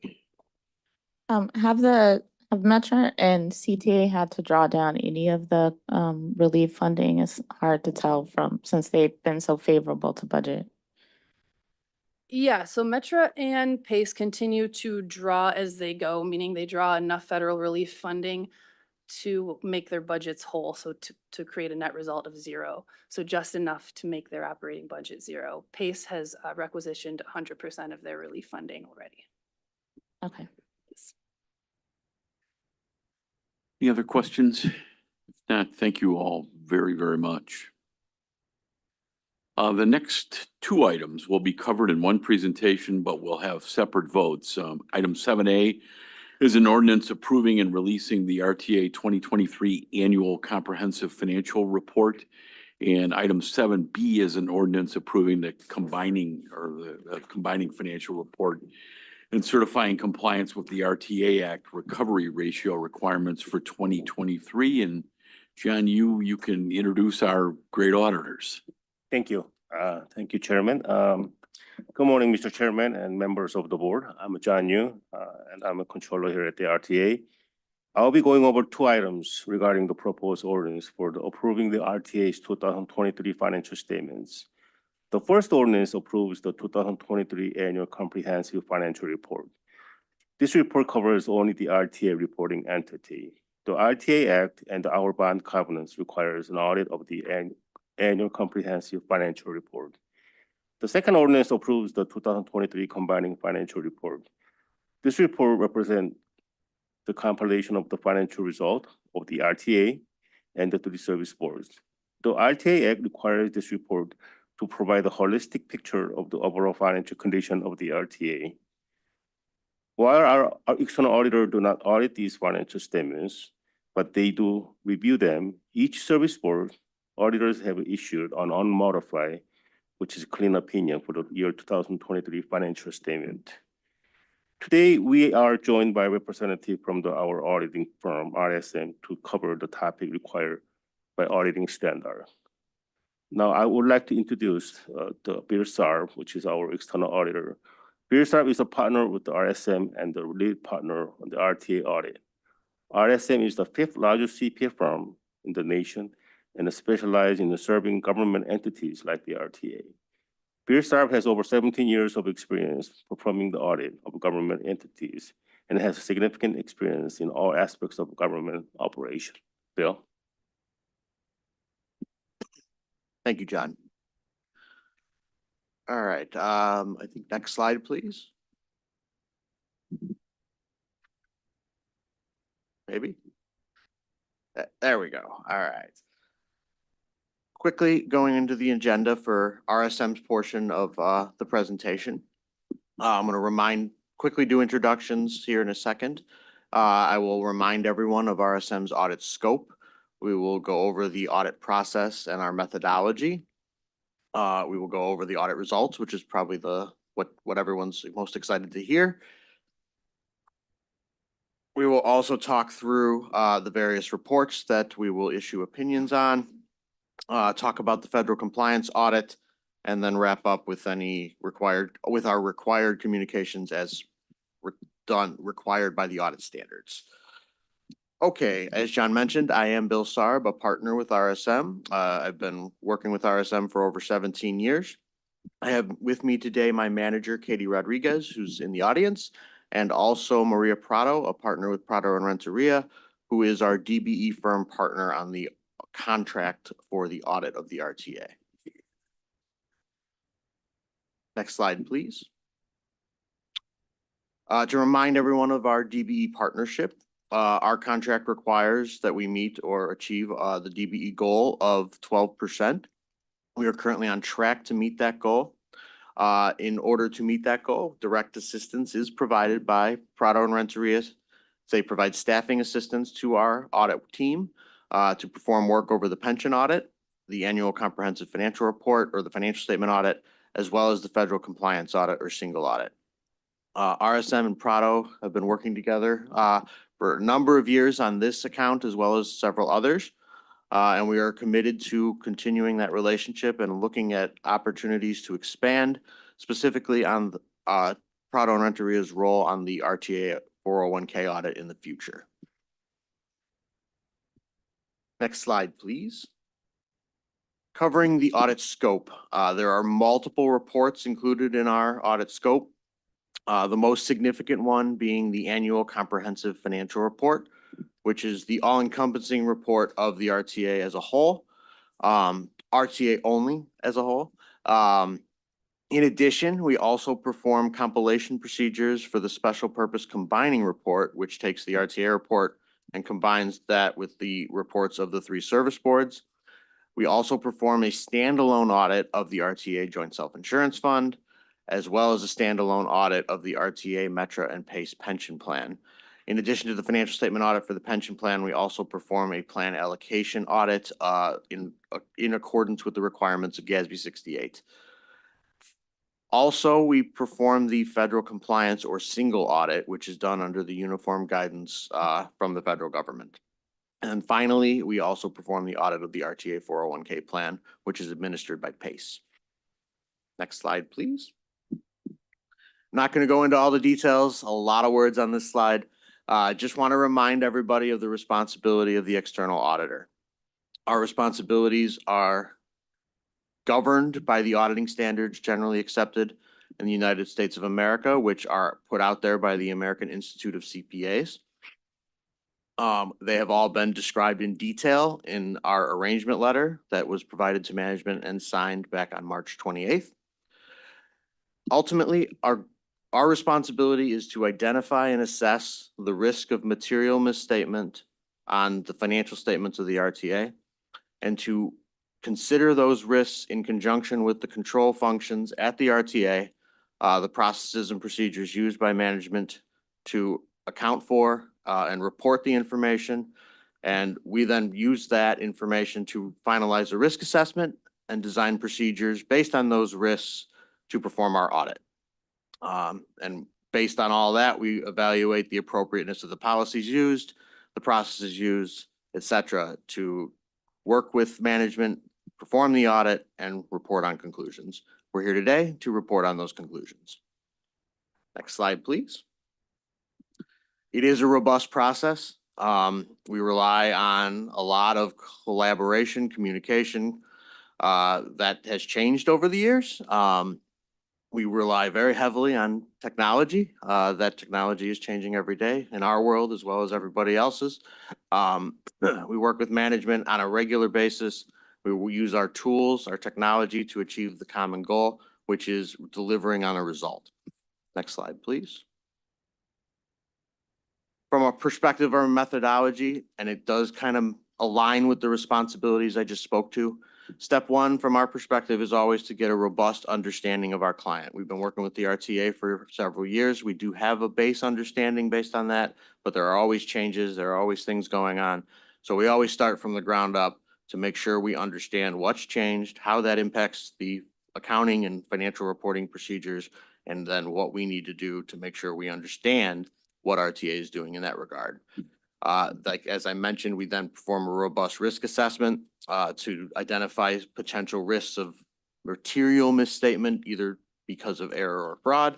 We identify significant risks, and we evaluate any potential control deficiencies based on our understanding of the controls in place here at the RTA. From there, we perform further audit procedures to test controls, perform substantive analytical procedures, and perform substantive test of details, looking at support for the financial transactions that occurred during the period. Based on all the audit evidence, we then come to our conclusions, evaluate uncorrected misstatements, if any, and then here also issue reports and perform communication with those charged with governance. So it's like we're here at the delivery end, on the end of the slide there. Next slide, please. All right, wanting to now get into some of the results. We anticipate the issuance or have already issued unmodified clean opinions on the following reports. JSIF was a standalone report that was completed in March as required by statute. That was a clean opinion. The RTA Metro and PACE pension plan has not yet been issued, but we're right on the doorstep. Goal is to be issuing that in the next few days. The annual comprehensive report is in the same spot. Not yet been issued, but the goal is to get that out before the end of the month. Drafts of those reports have been provided with your board packets. To date, no material weaknesses have been identified during our audit. So good news, no news is good news there. Kind of a boring presentation from my end, but that's generally good when you're talking to the auditor. Wanting to go over some of those risks that I had talked about earlier. During the planning process, multiple risks were identified. The first two risks that you'll see there, management override of controls and fraudulent revenue recognition, are required presumed risks as set out in the audit standards. Those are risks that we have on every engagement all the time. They are presumed on all entities unless there's a specific reason why they don't exist. We designed procedures around both of those areas to verify that nothing was wrong or no issues were out there. And we did not identify any significant issues or concerns around those procedures. In addition, and more specific to the RTA's operations and financial information, two additional risks were identified around valuation. Valuation of the net pension liability, which is a significant estimate, and then the valuation of investments, which is also a significant estimate depending on the investment type. Next slide, please. Before I get into this slide, based on the procedures performed over all the estimates, the net pension liability, as well as the investment valuations, no significant issues were uncovered. Everything appears to be reported in the way that they should have. We brought in our specialists, actuarial team to evaluate the RTA pension plan actuaries, assumptions and methods, and found no issues or concerns. All right, getting into some of the details on the annual comprehensive financial report. In 2022, the RTA was awarded the GFOA Certificate for Excellence in Financial Reporting for the 29th consecutive year. What I mean by that is they were awarded that in 2023 based on the 2022 report that was issued last year. Excited and about the opportunity for number 30, kind of a milestone year. We're hoping that this report will get the RTA where they want to be on that. As far as Financial highlights, no new debt was issued in 2023 that was accounted for. In the general fund, budgetary highlights, the actual change in revenues over expenditures was 219 million, excluding other financing, debt service use, and $33 million higher than the budget figure of 186 million. So good news on that side. Sorry, go back to the previous slide. Also, revenues and expenditures overall exceeded the general fund budget by 571 million and $547 million respectively. This is largely due to the additional state grant funding that is not included in the budget. That is the largest driver for both the revenue and expense differences that you see there. Next slide, please. In addition, the region-wide special purpose combining financial report, RSM is asked to perform a compilation on this report. This is not an audit, but what it does is it takes the 4 entities' individual audits, puts them together in a package to show the region-wide financial information. We did receive the audited financial statements of each of the 3 service boards to date and noted no significant issues. All audits were clean. And each service board certified their final recovery ratio to the RTA. As far as the recovery ratios for 2023, there is a waiver that continues to be in place by Public Act 102-0678, which was largely in response to the pandemic, which waives the 50% recovery ratio requirement across the board. The recovery ratio as calculated for all the combined region is 42.8% for 2023. And then the ADA paratransit recovery ratio was calculated at 10.27%. Next slide, please. As mentioned, we've already issued the Joint Self-Insurance Fund report. The Joint Self-Insurance Fund has a net position of 23 million at the end of fiscal year 2023.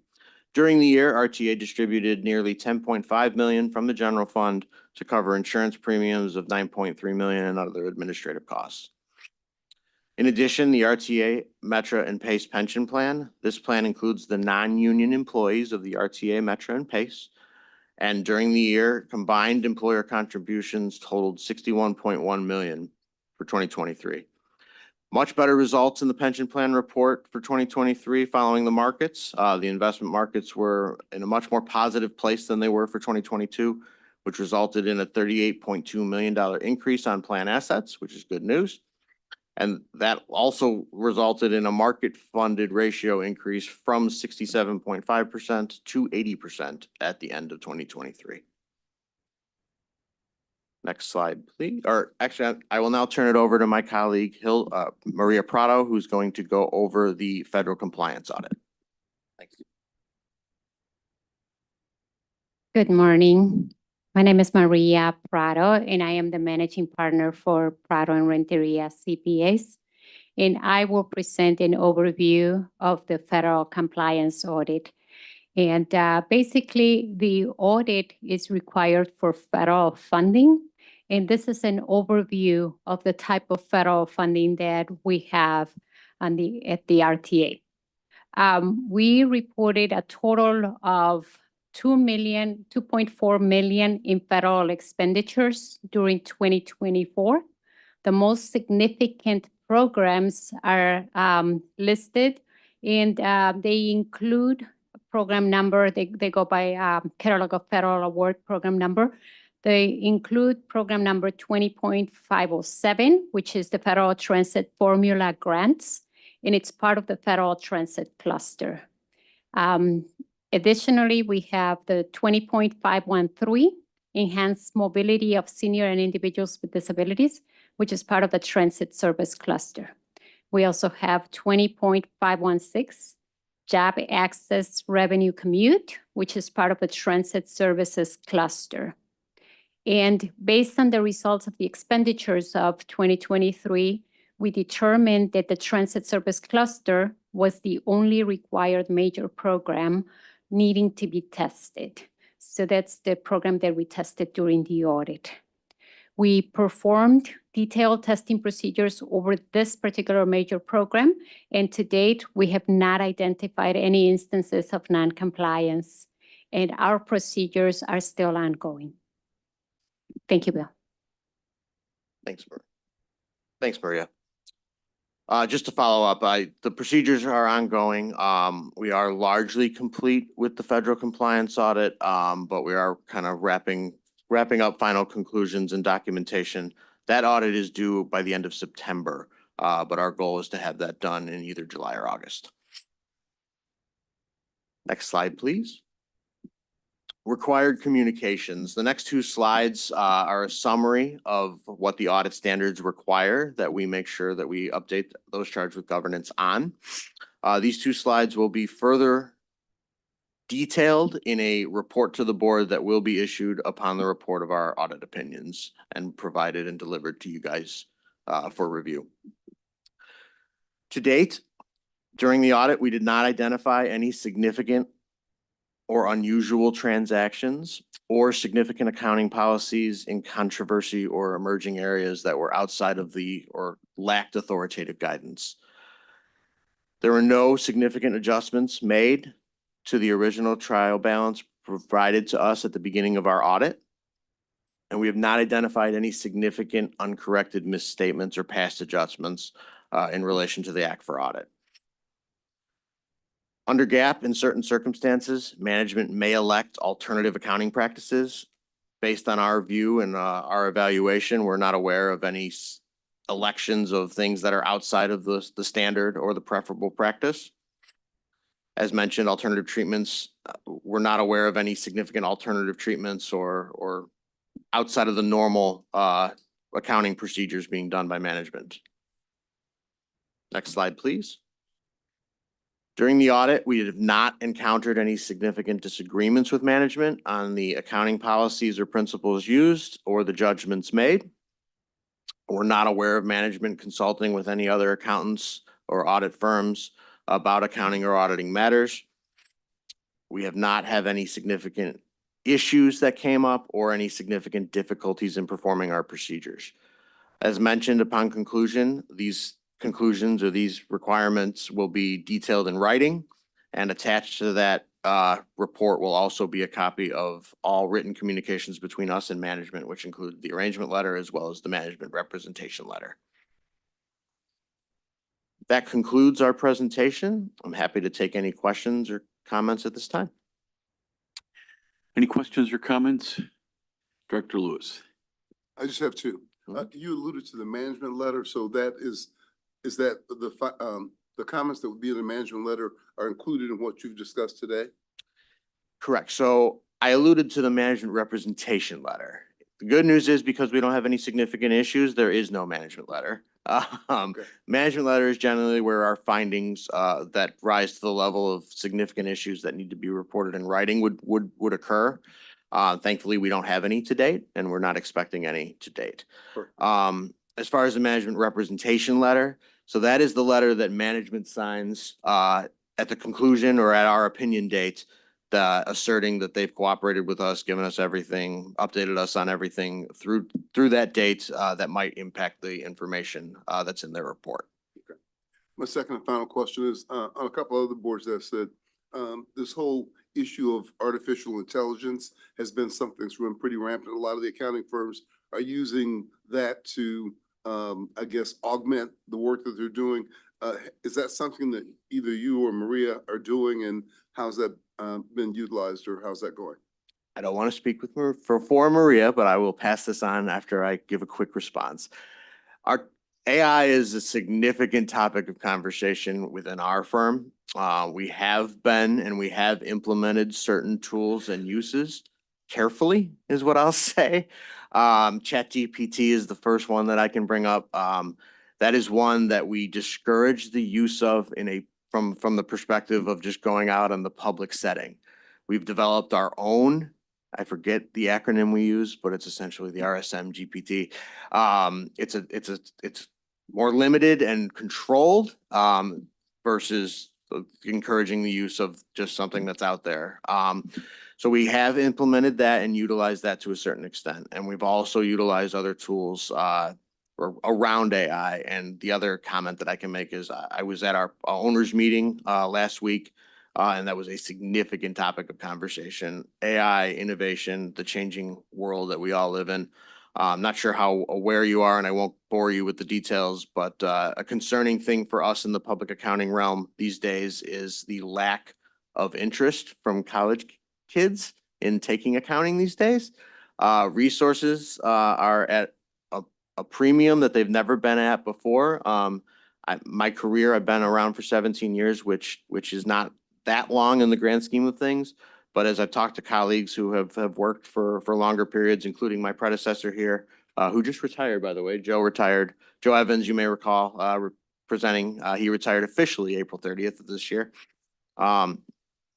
They've never seen what we're dealing with right now. And in response to that, technology, innovation is one answer, as well as resources overseas is another answer that we're working to develop and change the landscape from our perspective on the resource side. Maria? Thank you, Bill. We are exploring the use of AI in different types of projects, and the one that's most clearly conducive to AI for us is accounting where we do record keeping, fiscal agent services for clients. So we're exploring ways that we can use AI to expedite things and make them more affordable for our clients. On the audit side, and particularly and at this audit, we work directly under the direction of RSM. We use RSM software, and so we use the software that's designated by RSM, and we perform our work and save the results of our work on their system.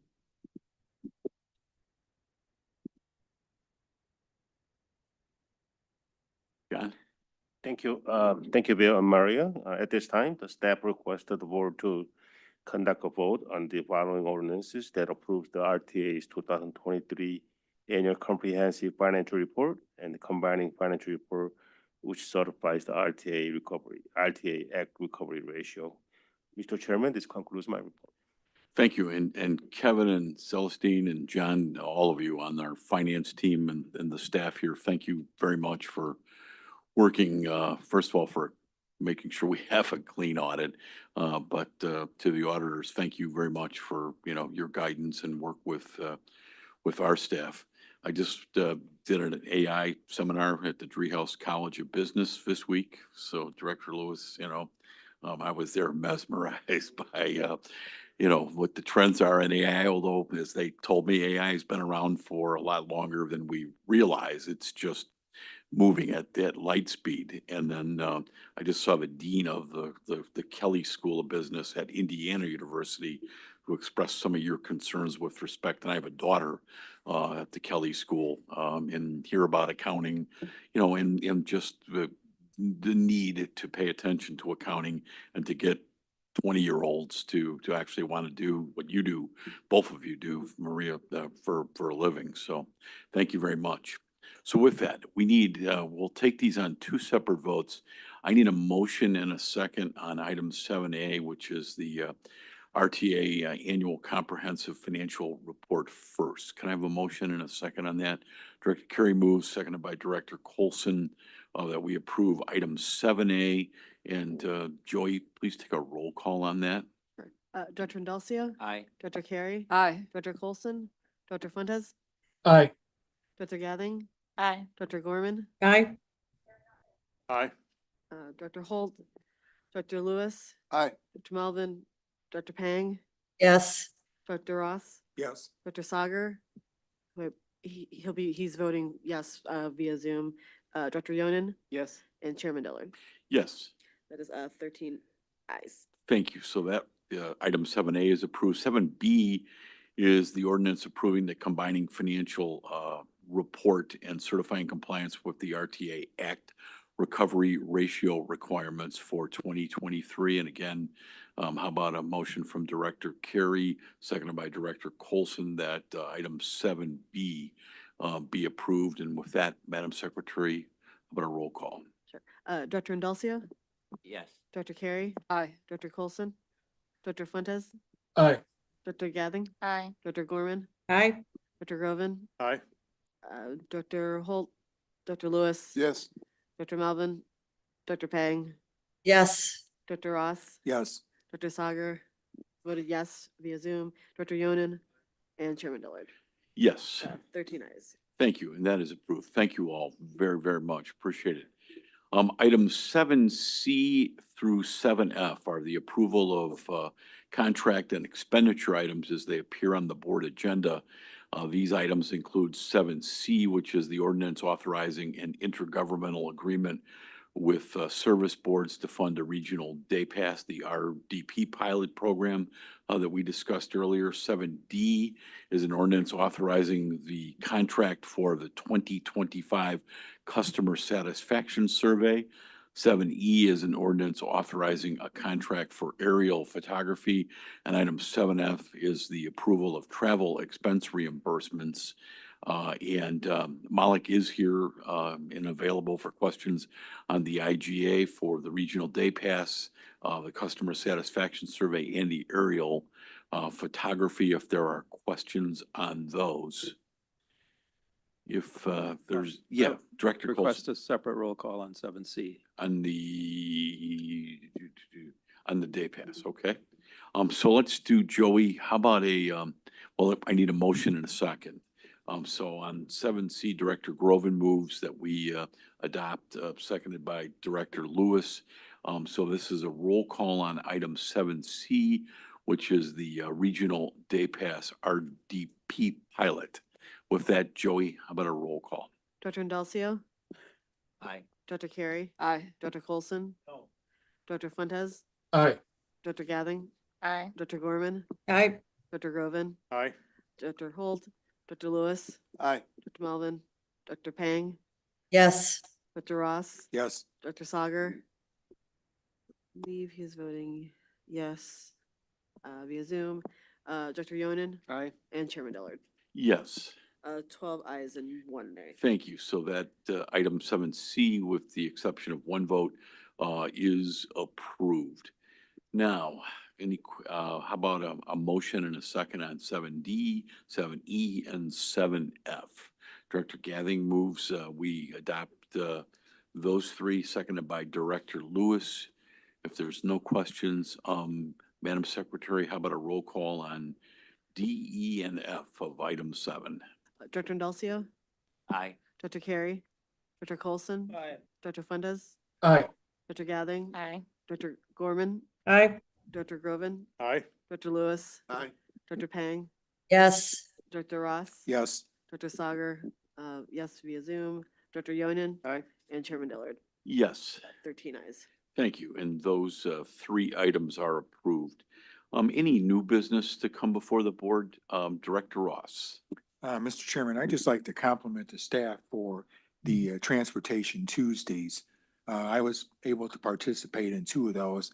I thought they were outstanding programs, for the most part, because the suggestions that were made, the examples that were given are very practical and things that this agency can use as models for moving forward in a number of areas. I'm sorry I missed the first 2, but the last 2 were absolutely outstanding.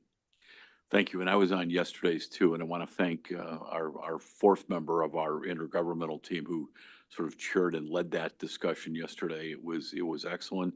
I mean, Leanne, you know, I always watch how many folks are on there, and it was well into the hundreds. You know, that speaks well not only of the RTA and seeking input from the public, but also I really thank the individuals from the outside who care deeply enough about mass transit that they tune in to listen to those. So, JD, I wholeheartedly agree with you, and those Transportation Tuesdays are great. So thank you very much. Any other new business? We are supposed to go into executive session to discuss a matter of personnel. And I think Director Ross, you wanted to say we didn't need to go into executive session. Mr. Chairman, I think it's probably the consensus of most of the members of the board that based on the outstanding quality of your leadership, that we do not need an executive session. And with that in mind, I'd like to move that we appoint you for a new 5-year term, commencing with the terminus date of your current term. Thank you. And thank you, Director Lewis. I know I've spoken to most of you. It's hard to believe my term is up. And I don't have an appointing authority like all of you do. You are my appointing authority. So, you know, I greatly appreciate your confidence. I mean, one of the reasons, aside from the fact that I'm passionate about what mass transit provides to our economy and our region, is I know we're going to have lots of discussion, and Rob Nash and all of us are going to be working with the legislature and probably having hearings throughout the summer. But I just wanted to make sure that I wasn't hanging in limbo as the chairman as we go forward. I mean, I don't know what the future of the RTA will be. Hopefully we continue, because I believe we're the best formulated and best overseer of the mass transit system.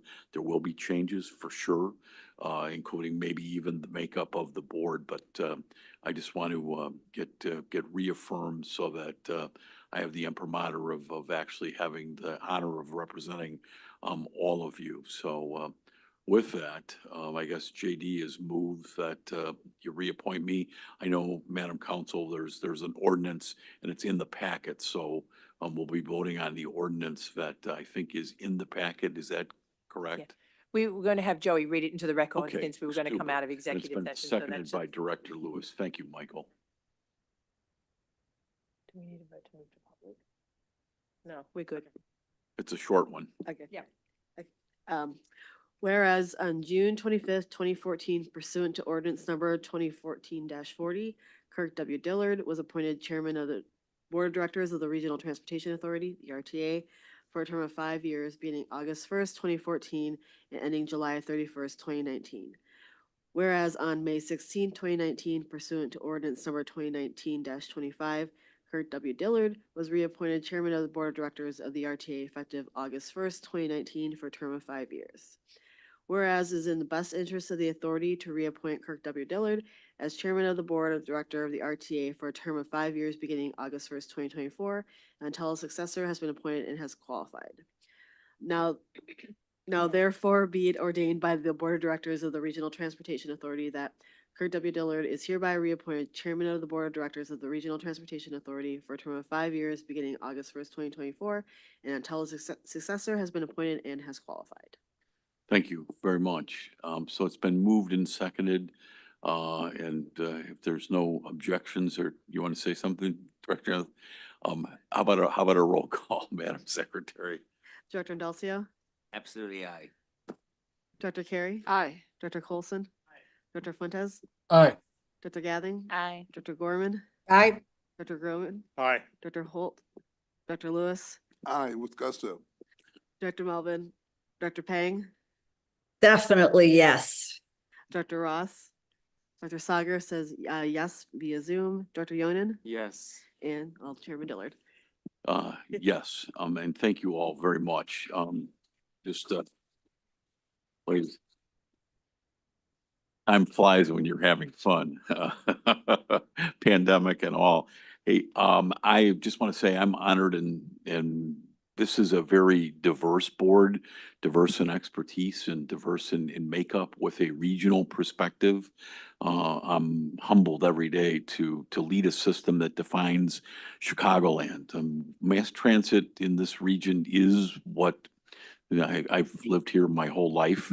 The people that live in our region are hardworking. We are very resilient, and we are generally efficient.